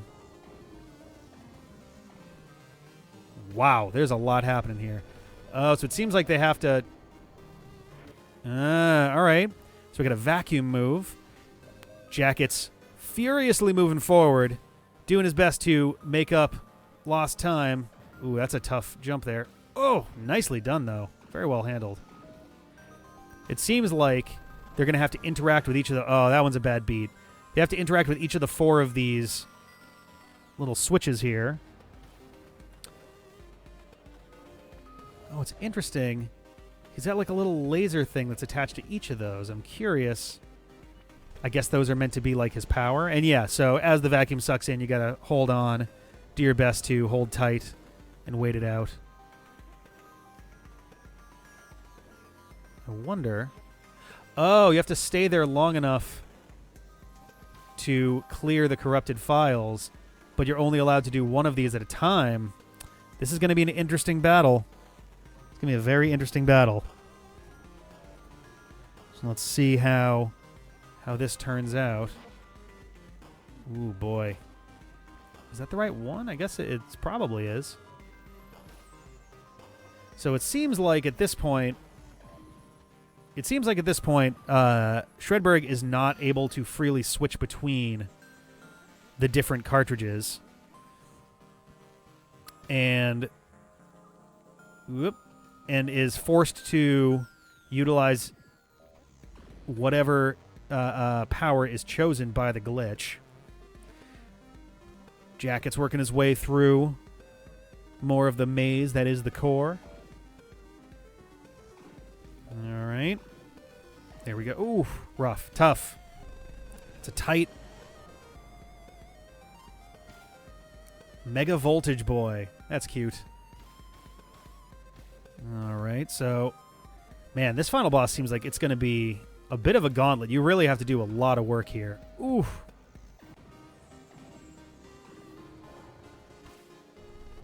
Oh, we're back to that one again.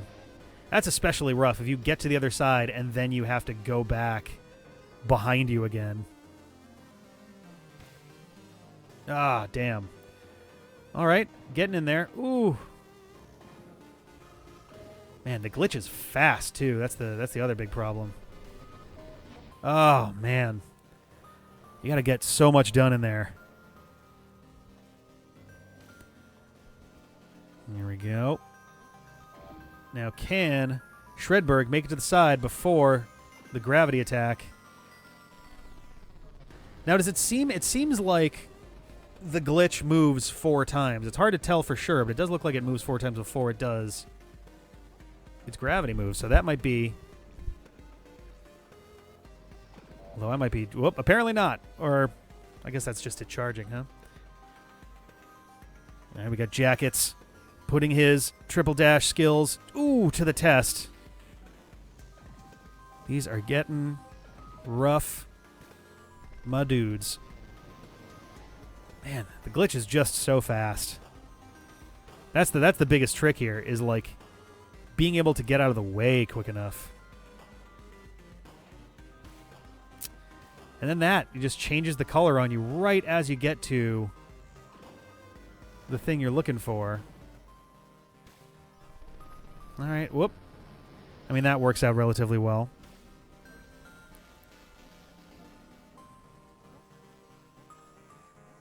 All right. Shredberg knocking out the first of the powers. Oh, boy, that's not good. Oh, God. Oh, no. Oh, this battle is going to be... This is going to be a ride, you guys. Buckle up. Buckle up. Put on the car seat. get ready. Because that pedal, metal, pushing it, floor. You know the rest of the words. They're small words. Everyone knows them. It's like fridge magnets. You can just kind of put them together in whatever order you want, and people figure it out. Oh, no. Oh, glitch wall. Taking out Jakuts. You got Shredberg looking to make some progress on the glitch. Oh, that corner. All right, the glitch is 1 power down. Oh, man, those little glitchlets are going to be a big, big problem. Hey, Strawberry Rose Garden, thank you. Thank you for the raid. Welcome, everybody. We're coming in 3 hours into this run. Shredberg is up against what appears to be the final boss, the glitch. And Jakuts is only a few stages behind, making his power play to catch back up in time to compete for the final run here. Oh, boy. Oh, no. Oh, my God. Oh, they're going to add more blobs for each of these deaths? I don't know how you're going to be able to navigate it all after a certain point. Oh, no. Ooh, good grab. Oh, the blobs go away? Oh, well, they do come back, but, like, still.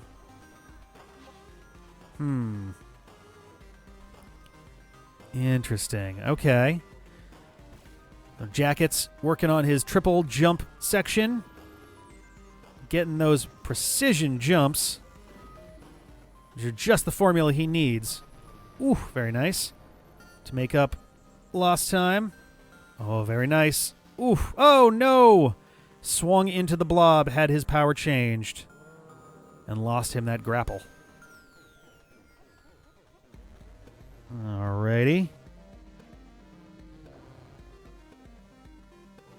Here we go. Glitch, glitch, glitch.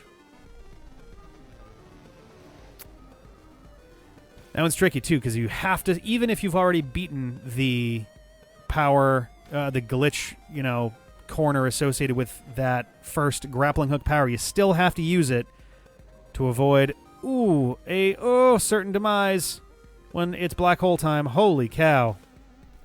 Oh. All right. There you go. Ooh, might we get 2? We do. We're down 2. All right, Jakuts approaching. Oh, nice. Another segment here.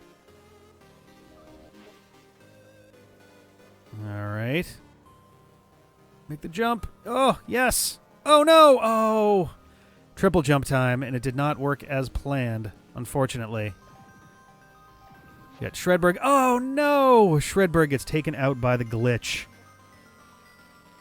All right, we begin again. We begin fresh. All right, we'll see how this goes.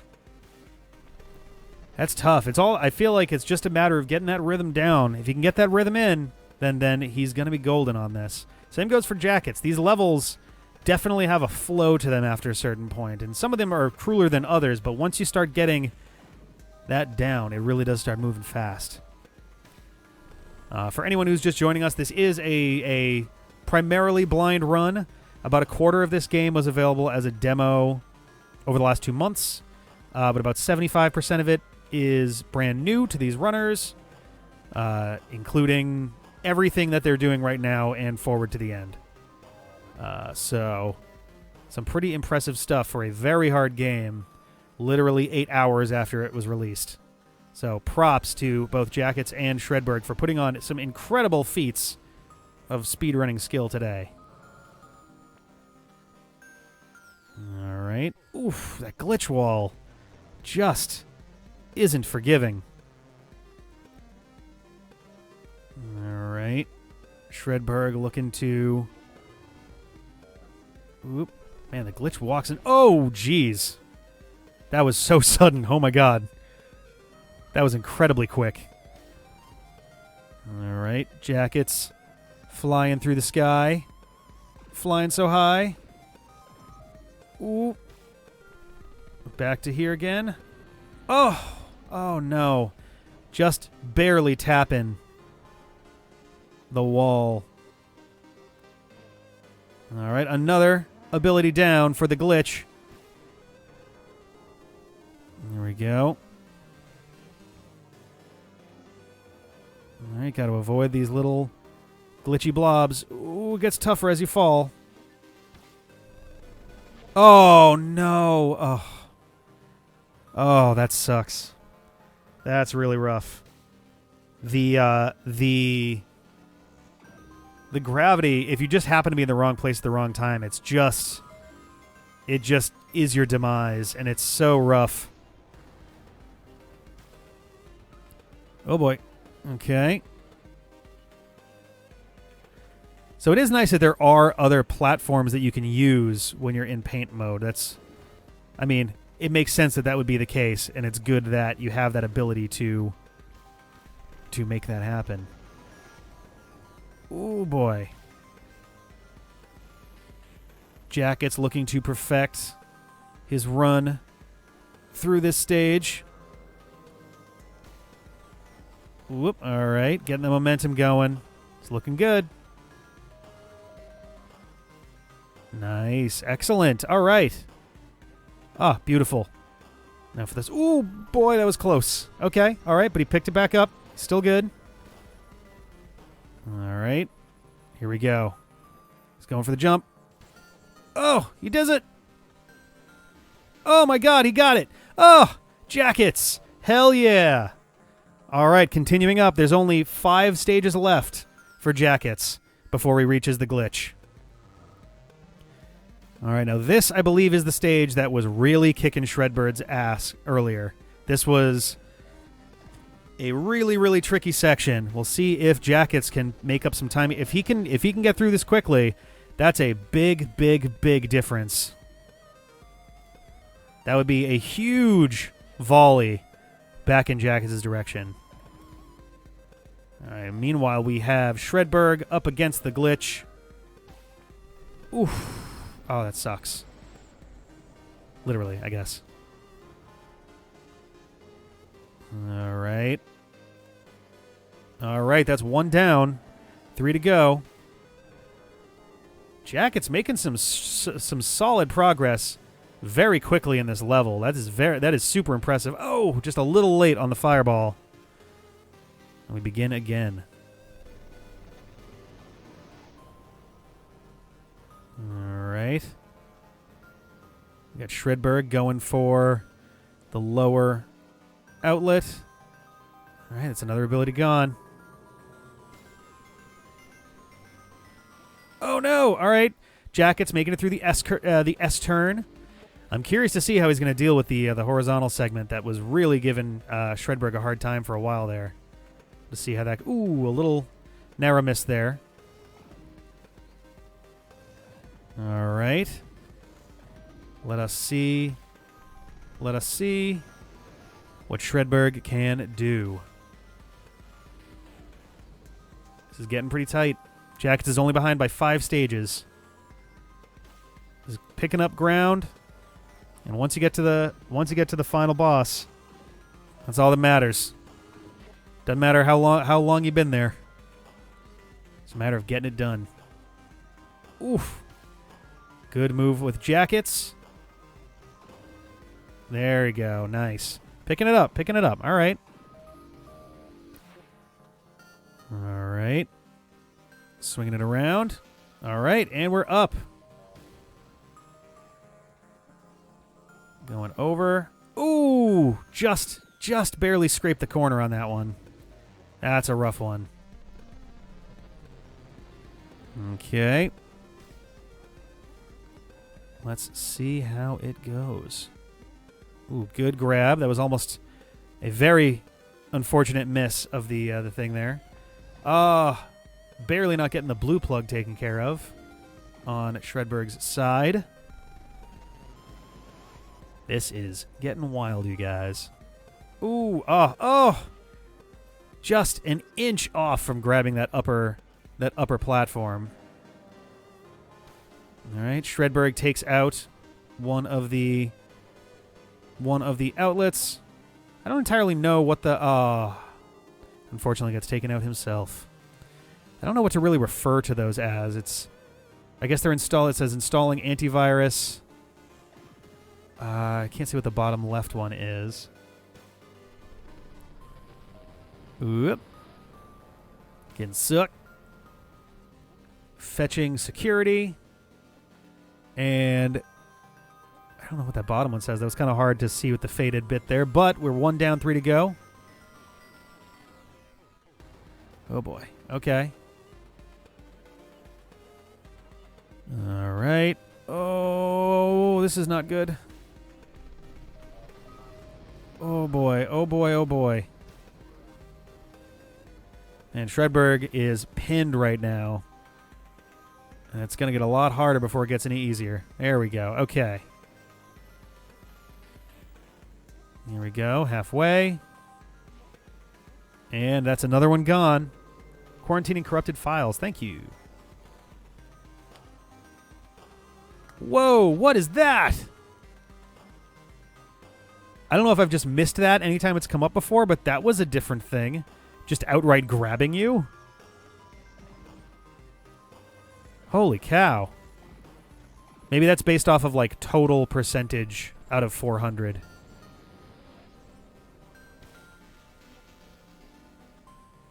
Okay. All right, 1 down, 3 to go. Jakuts pushing his way through one of the hardest levels in this game. Is very far up there. All right, here we go. Ooh. Oh, just a narrow miss on that one. Okay. Shredberg with another antivirus install taken care of. So now we got the tendrils. Oh, that's bad. Yikes. Jeez, that's tough. How do you avoid that? We got Jakuts making it through. Ooh. There we go. Oh no. Oh. If you're at a low height and you go diagonally, you drop down just a little bit the next time the hook connects. So unfortunately, if you do that a few times in a row, you tend to drift down a little bit, and that can be dangerous if there's a glitchy floor. All right. And Shredberg getting the first one taken care of. Oh, no. Oh, another narrow miss. Okay. Shredberg trying to stay close for the... that was just bad luck. Trying to stay close for the red outlet, but alas. All right. Up and over. Okay, Jakuts making progress. It's the moment of truth coming up here. Let's see. Taking a second, taking a quick breather. It's valuable. It'll be very necessary in a moment. There we go. And up. Oh, wow. That was incredibly close. Solid start, though. It was a very good first go, for sure. Let's see how he progresses from here. The glitch battle begins anew. This is intense, you guys. Holy cow. All right. Shredberg putting on the moves, putting on the grooves. Ooh, a very good grapple at the most important moment there. I think that was the last chance that he would have had to escape certain death. All right, it's a 1 down on Shredberg's side. Jakuts working on the core. I'm just going to call it core 7. I don't actually know what number it is. Someone can fact check that, and I don't know. One day we'll know. If this goes up online somewhere, then maybe in the comments people can. Whoa, that was a tight. Oh, hug. Okay. Call that the Aunt Judy. It's a very tight hug. Oh, oh, oh! Jakuts. Holy cow. Oh, boy. Okay. Jakuts with a huge win on that level. That was a fraction of the time that it took Shredberg to get through there. That was big. That was a really, really big gain. So that puts him just 4 stages behind while Shredberg takes on the glitch. That was pretty damn impressive. I gotta hand it to Jakuts. There's been a lot of really solid play on both sides this entire time, but that in particular was a really good, very quick progress on a super hard level. So props. All right, now let's see how things go from here. Yeah, exactly. Yeah, Jakuts easily shaved like a minimum of like 15 minutes off of the comparative time just from that, for sure. That was big. That was really big. Probably it might have been more, honestly. It's hard to say. It'll be interesting to go back and see later if anyone tries to look at like splits on these levels, see how they compared, which levels were more comfortable than others, which segments were more comfortable than others. Let's see how. Ooh, oh no. Okay. All right, Shredberg still putting in the work on the glitch. All right, got an ability there. These are some incredible runs on both sides. This is nuts. It's interesting too, just how different the two runs feel. Like there's this kind of like sine wave feeling to it, where one slows down, the other one picks up speed. Then they start to ease up a little, the other one speeds up. It's a great back and forth on this. I love it. Okay. Glitch getting aggressive on Shredberg's side. Jakuts getting aggressive. Ooh. Oh, that was tight. That was very close. Okay. Here we... Ooh. Tight. Very tight on that. Okay. Oh, Shredberg starting it again. Jakuts making his play for the triple jump segment. Oh, man. All right. Both sides scrambling a little bit. Both sides on the ink powers right now as well. Ooh. Here we go. I believe in Jakuts. I believe in Shredberg. You guys got this.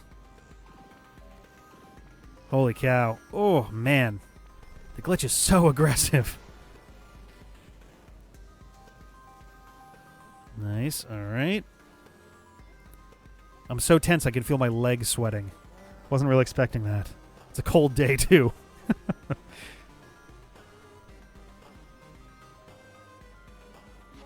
All right. Here we go. Ink time. Ooh, Jakuts with a bad beat on the corner. Shredberg looking for a free spot to get some of that percent in. Yeah, my legs. I don't know why. I felt a drip just go down my calf. This is calf tensioningly intense. That's, I mean, just kind of it's the same word basically, so it doesn't really, matter. Oh man, the glitch still giving Shredberg a run for his money and giving Jakuts more of a chance to get caught up. This is so tight right now. It's interesting to see if Shredberg is like figuring out some viable strategies and patterns to help deal with the glitch as things go on, because that battle's not going to get any easier, that's for sure. We'll have to see if we can pick things up. Oh, is that our signal from Jakuts. Hanging out on the world map. Okay, Jakuts. I don't think is audible on the stream right now. I can put you in if I can probably loop you in here if you want to be audible.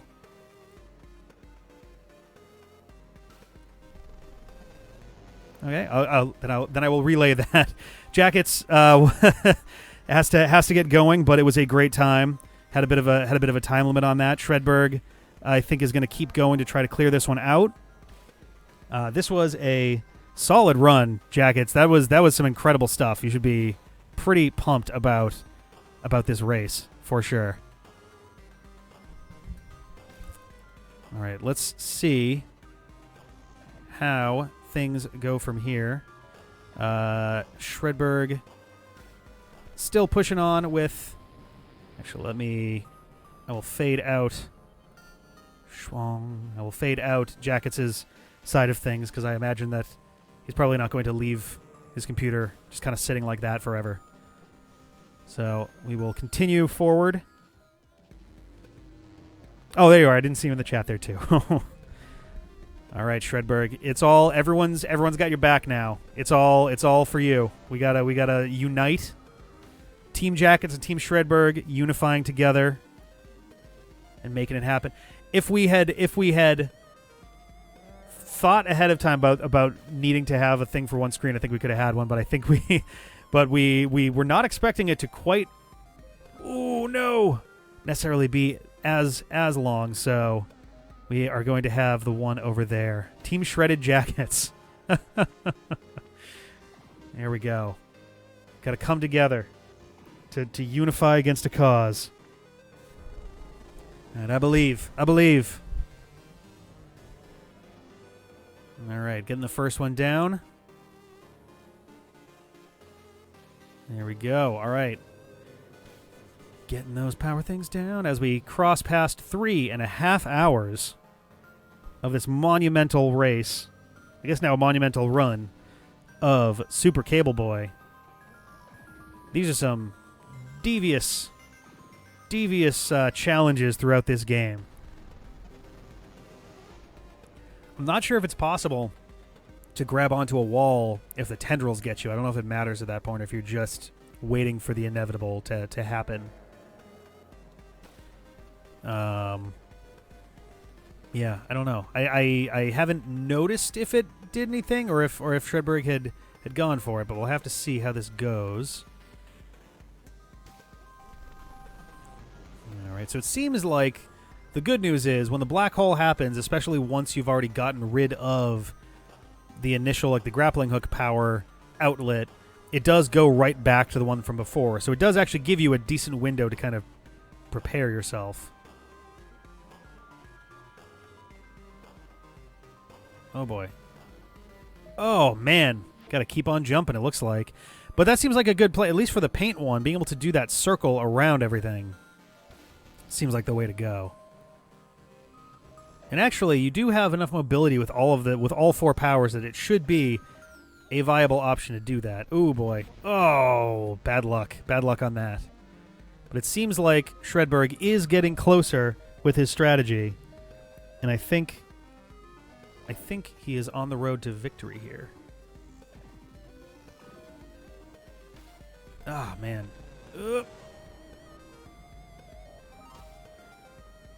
Okay, so it does. So even when the green one is still available to clear, he'll go back at the end of. He'll still go back to the previous power after he does his black hole move. So that I wasn't so sure about that before, but that's good to know. Oh boy, that was very tight. Oh no, the slow approach of the black hole block, the glitch block. Alrighty. Yeah, the paint blocks would have been nice to be able to like act as a deterrent for that, but unfortunately, no dice. All right. Let's see how this goes. There's a lot happening right now. So many of these blocks flying around, so much, and we're going to have to be avoiding the tendrils in a minute here. And the more it approaches, the scarier this gets. All right. All right. 2. Okay, I was like, was that not 2? So that's 2 down. So now we got tendril time. That is not going to be friendly.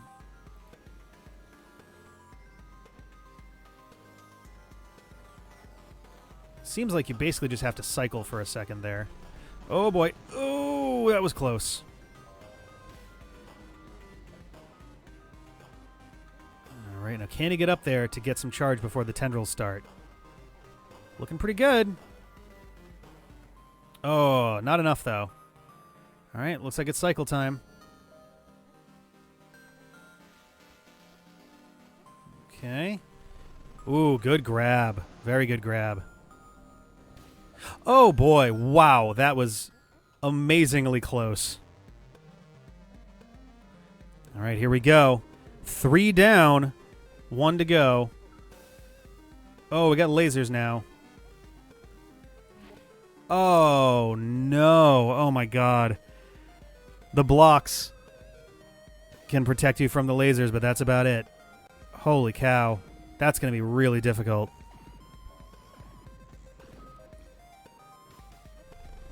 All right. Up we go. Here we go. Ah. That's so cruel. Although maybe, depending on how things go, if it's not mathematically looking at, okay, you've done 200% of stuff so far. Oh, so close. Because if, I'm curious if you get, say, all 4 of those to 90%, will it consider you in the 4th phase or in the 1st phase? Because that could be interesting to see how that goes. That wouldn't even necessarily be all that crazy of a strategy to employ, since the 1st phase is much, much easier to deal with than, I mean, even the 2nd, but especially the 3rd and 4th.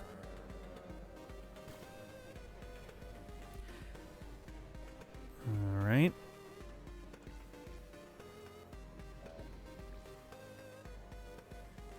Okay. Making his way around. Ooh, that's a tough... Okay. Blocks are out of the way. That's good.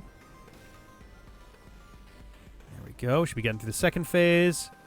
And hopefully, very quickly, the 3rd one as well. Okay, 2 down. Ooh, paint time. Thankfully, the paint one gives you these platforms. Whoa, that was tight. Oh, geez. Okay. Okay, trying to quickly get this in before the tendrils show up. All right, last one, and it's our basic green. Oh boy. Time to take cover. Oh, boy. Ugh. Does that laser not stop? Whoa. That is incredible.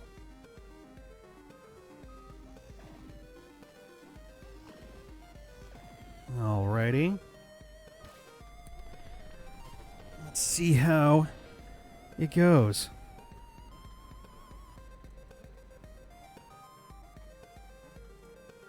Alright. Here we go. You got the Shredberg. He's now pretty reliably gotten to the 4th phase. Ooh, unlucky jump. So I feel like at this point, it's just a matter of sussing out the laser and how to deal with that, because it seems like it starts figuring out. So a lot of times when you deal with like laser attacks like that in games, the trick is, okay, it's a slow laser, like he has to kind of like, ugh, and now he's following you.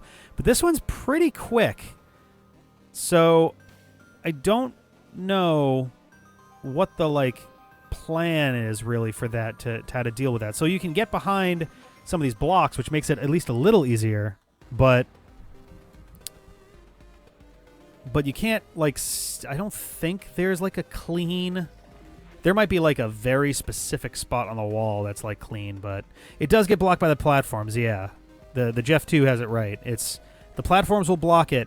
The biggest problem is just that like the platforms are very short, and more often than not, the glitch plants himself in the middle, starting with the third phase. So it gets very hard to actually get, like, the arc that is safe from there is pretty small. So let's see how this goes from here. All right.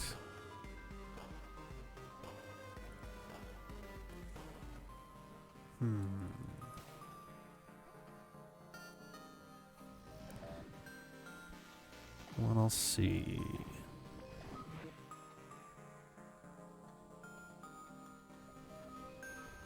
The glitch. All right, we're starting with paint. I don't know why I keep calling it paint. It's ink. I guess there's not that much of a... Oh, boy. Difference there.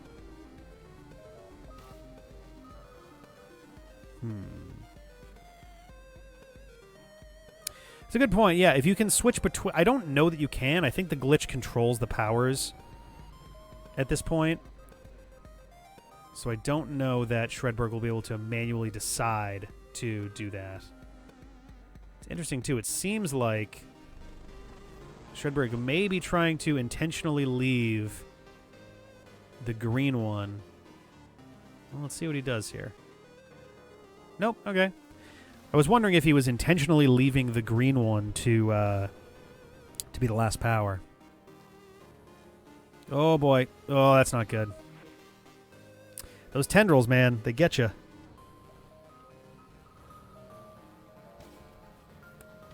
Okay. Back to the ink power. What would that number be? What would 2 to the ink power be?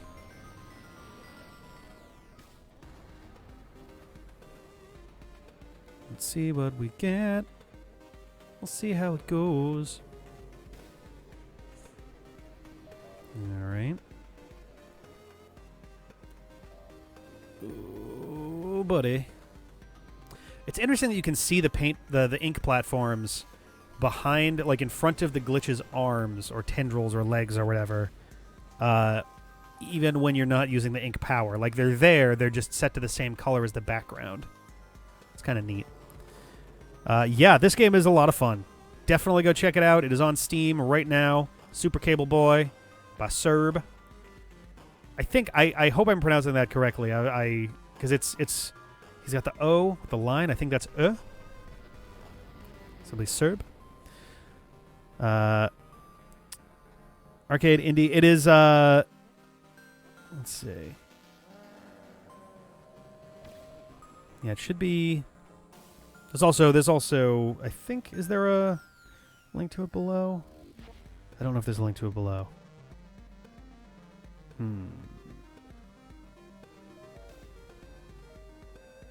Okay. Let's see. Okay.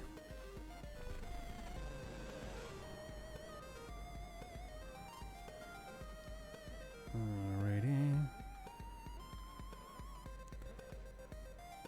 Ba-boom. Alright, we're gonna keep pushing. Time to keep pushing.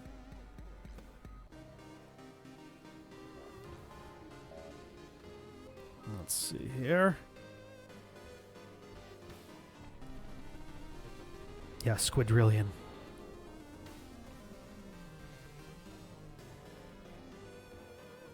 Oh no, the command didn't make it through. Was it Super Cable Boy?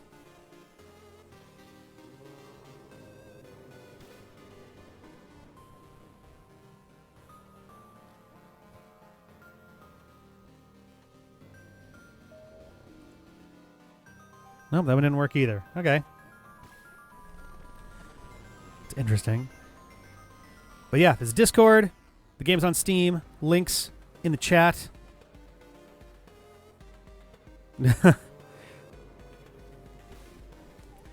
Serb needs to know.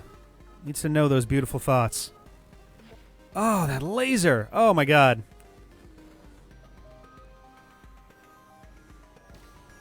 Holy cow.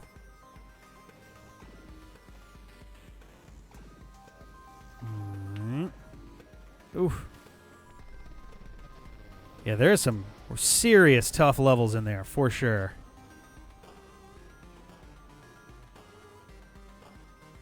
I'm definitely itching to play the full version myself. I might have to give this a run on one of my streaming nights. This wouldn't be bad. If I wind up streaming on one of the nights that I wasn't expecting to, then I might give it a shot. We'll see. No. Even if it did come up as me, I wouldn't be. I'd give it to somebody else. I'm not letting that happen. I am more than. I think I actually already bought it earlier today, just in case, just as like an emergency copy, if for whatever reason.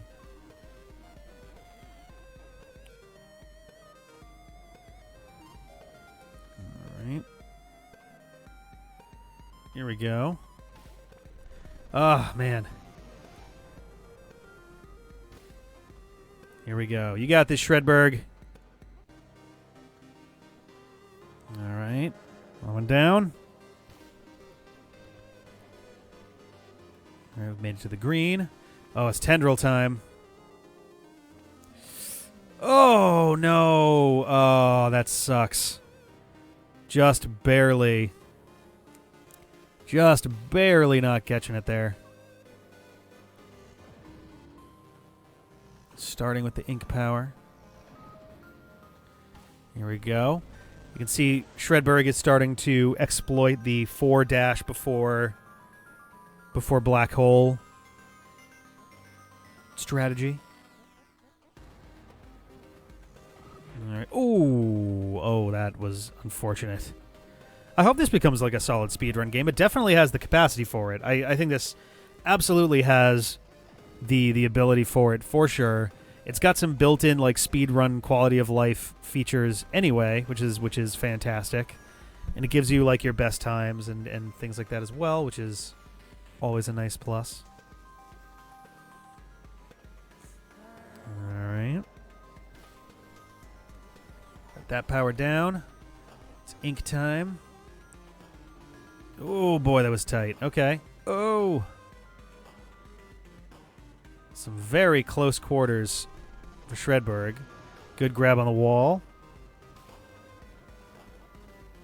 See, that's the thing. That's what I'm curious about, too, is if you... So, for example, if Shredberg doesn't try to finish that... Well, that was an interesting text box. If Shred does not try to...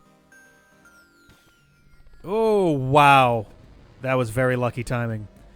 If Shred does not try to finish the ink one and takes that last, is that a way to... Ah, jeez. To finish this off quickly once he reaches the 4th phase? Or is the 4th phase going to start when the 4 outlets collectively have been used for 300... 300%.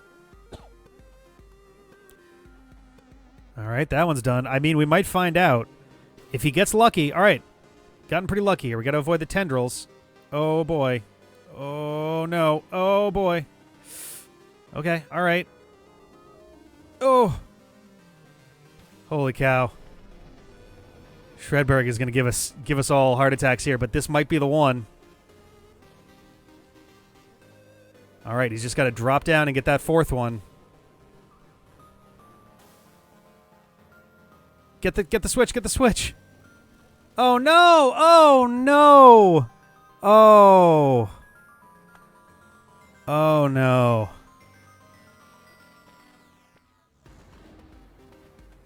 That is heartbreaking. It was so close.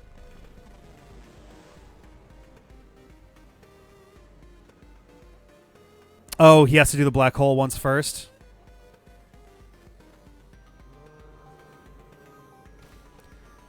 Oh, I guess there's a little black like ring around it.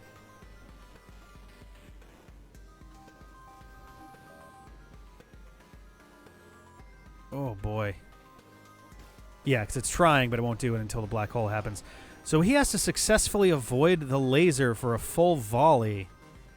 So he's just got I mean, it's going to be a matter of like circling then, right? Holy cow. Oh, man.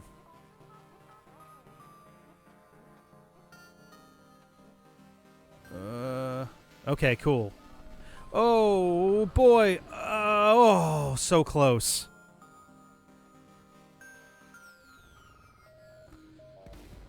Spark for the laser seems like the most helpful one for sure, because then you just move quickly, and the laser may not keep up, which would be a great way to avoid, oh boy, all that damage.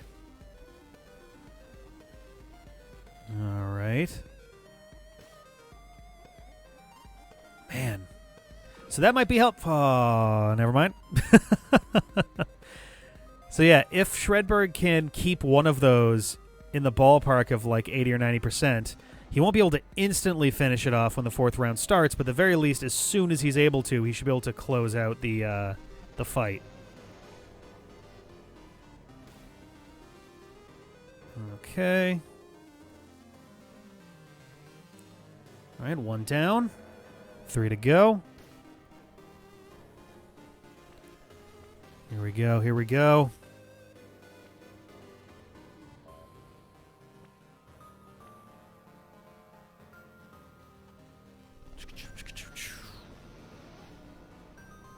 Alrighty.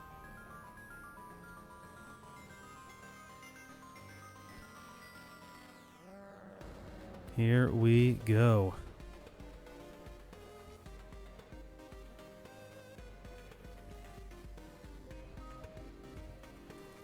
Okay.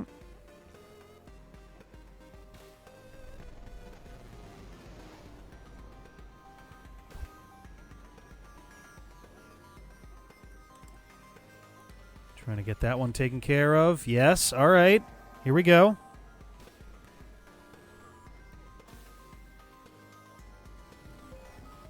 All right. The lasers. The lasers. Oh. Oh, no. Oh. I think if he managed to duck back down, that might have done it. Oh, that's so close. So close. Oh, man.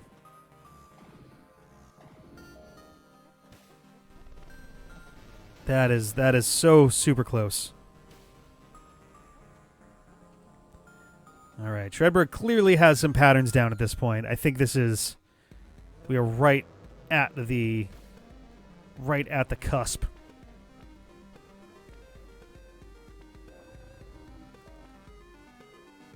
They're so close. Oh, man. You can taste it. You can taste it in the air. Tastes like coffee and like a lollipop. I don't know. It's a complicated taste, but it's a good one. It's all just a matter of executing on these skills and paying these bills. Oh boy, wow. Hell of a tight loop there. Okay. Yeah, we don't know if there's a fifth phase to it, if there's one last crazy thing that goes down. If you manage to take out these four things. Oh, move. Oh, no. Ugh, man. Yeah, once the tendrils come out, you just got to keep moving. You just got to keep booking it. All right. Ooh, boy. Okay. Here we go. Getting ready for the first one.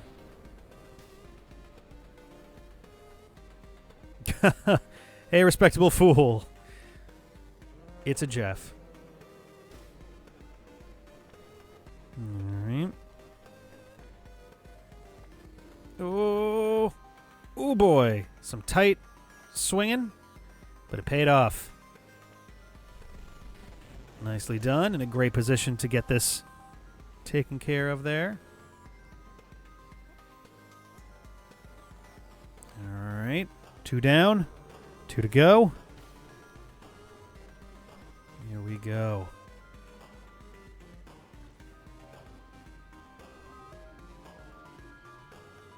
Alright, still got tendrils. Alright, they have run out, so we're going to get our vacuum. Alright, here we go. Let's try and clear this out. And that's 3. Here we go. One more. One more to go.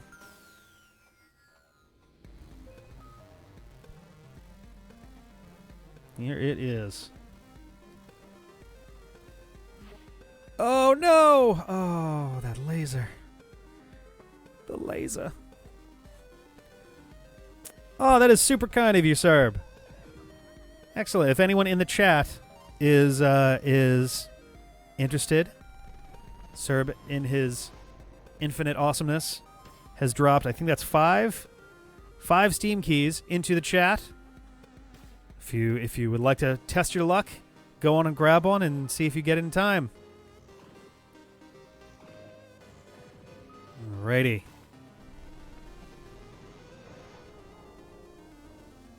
Here we go. Ooh, the paint one is like very... I keep saying paint. The ink one is very, very close to full. That's going to be really nice if you can make that work. All right, so we got one down.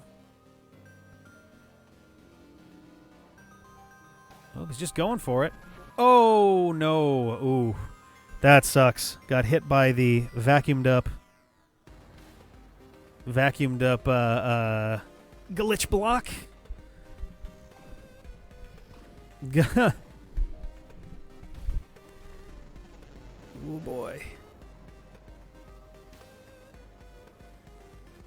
All right. Here we go. Here we go.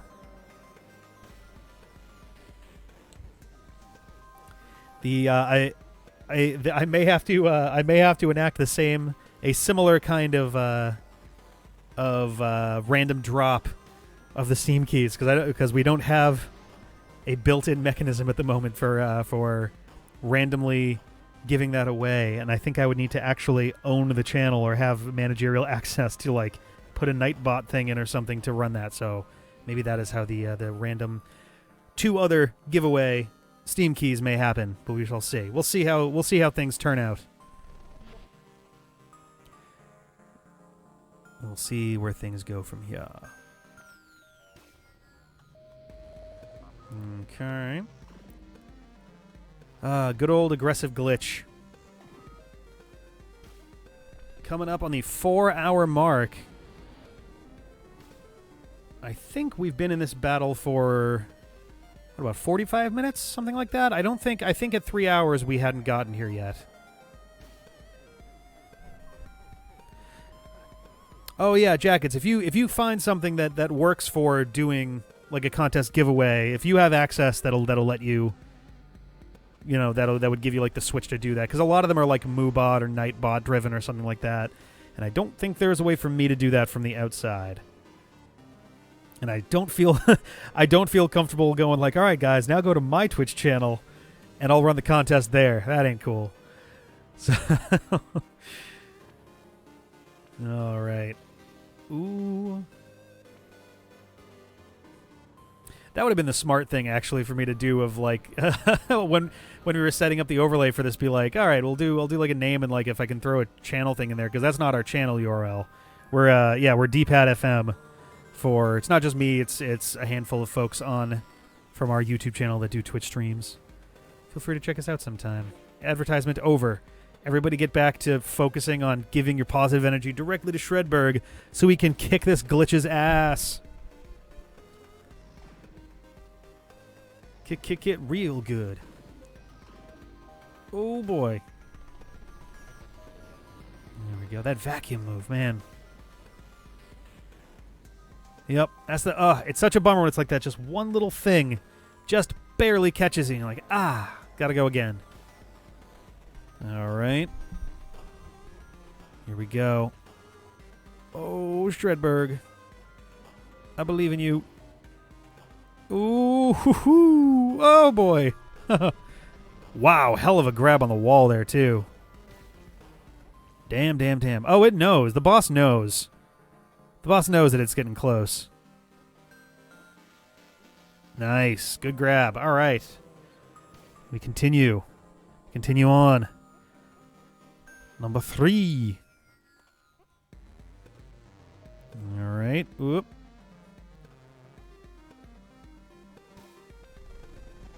Okay. So what is the last one left? I think it's just the green one, right? Make for some interesting stuff because you're going to have to scale the walls and then swing across the top very quickly. All right, here we go. Laser time. Oh! Whoa. Oh, man. Swing low, swing low. Get out of there, get out of there. Oh, no. I think you just got to keep circling till he gets tired. Because that's the thing. It's not going to open up until the black hole segment happens. So it's just going to be a matter of waiting until it gets tired. It did go on for a really long time. Oh, man. Well, here we are at the precipice of 4 hours. All right.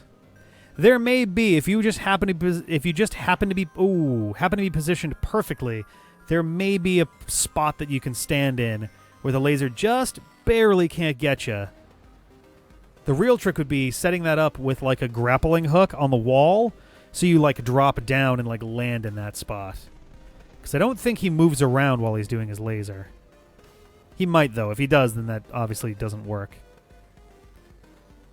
All right. Antivirus installed. Pretty frame perfect, yeah. Okay. So we got one down. Okay. It is convenient that he does automatically change you to the grappling hook when he does the black hole. That's a convenient, good reference. The Rain-Slick Precipice of Darkness. I liked the first one. I don't remember how many there were. I think I played the first 2, but didn't they like change? They like ran out of time or money or something, and they like completely changed how the 3rd and 4th one worked or something? Or was 1 and 2 like one game or so? I forget how that worked. All right, here we go. It's time for tendrils. Oh, no. Oh, that was just an unlucky fireball. Oof. The last Super RPG Maker. Yeah. Okay. Ooh. It's interesting that he's got these like little like flickery laser lights that go between him and the outlet things there. Because it almost seems like it's like there's some kind of direct effect that's going on, but it doesn't really do that. But it does like help attract your attention, like, oh, there's something in the corner over there I have to look at. So the first time you do it, it'll catch your eye in a way where you're like, oh, all right, I have to go up here. Oh, boy, that was a close one. Nice. Okay. Here we go. All right. Number 2. Oh, I guess that makes sense that is literally the act of blocking the outlets. That makes sense. Because, yeah, you could... Ooh. All right, tendril time. Should be in the clear now. Nice. We're going to have triple jump for the laser then. It's a pretty good one. I think the only one that's better than that for this would be the fireball. But even then, that can, like, leave you up in the air kind of stranded. So, just got to cycle. Oh, do you? Oh, no. It sounds like, let me... Because I think you're also not audible in the thing, just the way that it works. But it sounds like... Is that Shredberg? Oh, bummer. Well, I'll pause that one right there. I guess that'll be our unofficial almost count for this. Shredberg, that was an amazing run, dude. That was fantastic. Shredberg says, "Thank you, everybody. He does have to take off." I guess that'll be where we call this one. I will Did you fade that out as well? Oh, that's so close. Man, that's tough. That's one of those bosses where like you can go for a long time and be just right on the edge of it and not grab it. There were a couple incredibly close calls there. I think that's pretty close on the win for that. Yeah, that's where the game. Oh, does it really right there? Oh man, yeah, exactly. See, dude, you're gonna have to if you guys want to see the end of the game, you're gonna have to go and grab this yourselves, and give it an old purchase over on the Steam store. And I think, because I haven't heard otherwise, I'm gonna have to make an outside executive decision and drop these bad boys down into there as 2 more Steam keys to be grabbed.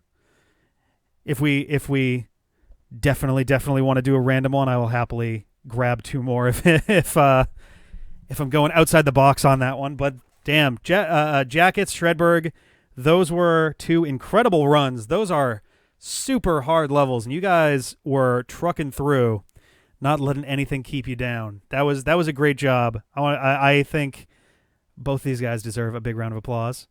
However, I'm the only one at this point who was on mic, so it doesn't sound as good as like 100 people. But you know, oh, thank you, sir. Thank you so much. I'm glad to have been here. This was a kind of a rare opportunity, and I was glad to jump in on this. So thank you. Maybe, you know, I can try doing some more of these for other runs that people need a commentator for down the line. Maybe I'll have a co-commentator to help keep this motor mouth running. We'll see. But yeah, thank you guys so much for joining in on this Super Cable Boy. It's out on Steam. You can check out there's links that Jack has just dropped into the chat for the Steam URL to go and purchase, as well as the Discord. It is growing by the hour. I highly recommend people go drop in there, and you can chat up Serb, you can chat up Jakuts and Shredberg. I'll be in there as well. It'll be a great time. You can follow on Twitter at Serb Games, and yeah, special thanks as well to Speed Gaming for the space where we have this set up. This was a really great this was like a great run. I think it was cool to be able to do a blind speed run mere hours after it was released. That's a really cool and rare thing. So cool. Oh yeah, I guess I can plug myself here as well. We have a Twitch channel, twitch.tv/dpadfm. On YouTube, I think it would be youtube.com/dpadfm. They got weird with it. They have technically 2 different username options, but if you look for the D-pad, you'll probably find us. And yes, super ultra mega thanks to Serb for an awesome game. This is great. It's cool to see this, how it's grown over these 2 years up until now. 2.5, I think. 2.5 years. So yeah, thank you to Serb. Thank you everybody for a great time. Yes, check out those links, and we'll see you guys another time. I was gonna say next time. Maybe there'll be a next time. Who knows? Catch you guys later. Bye.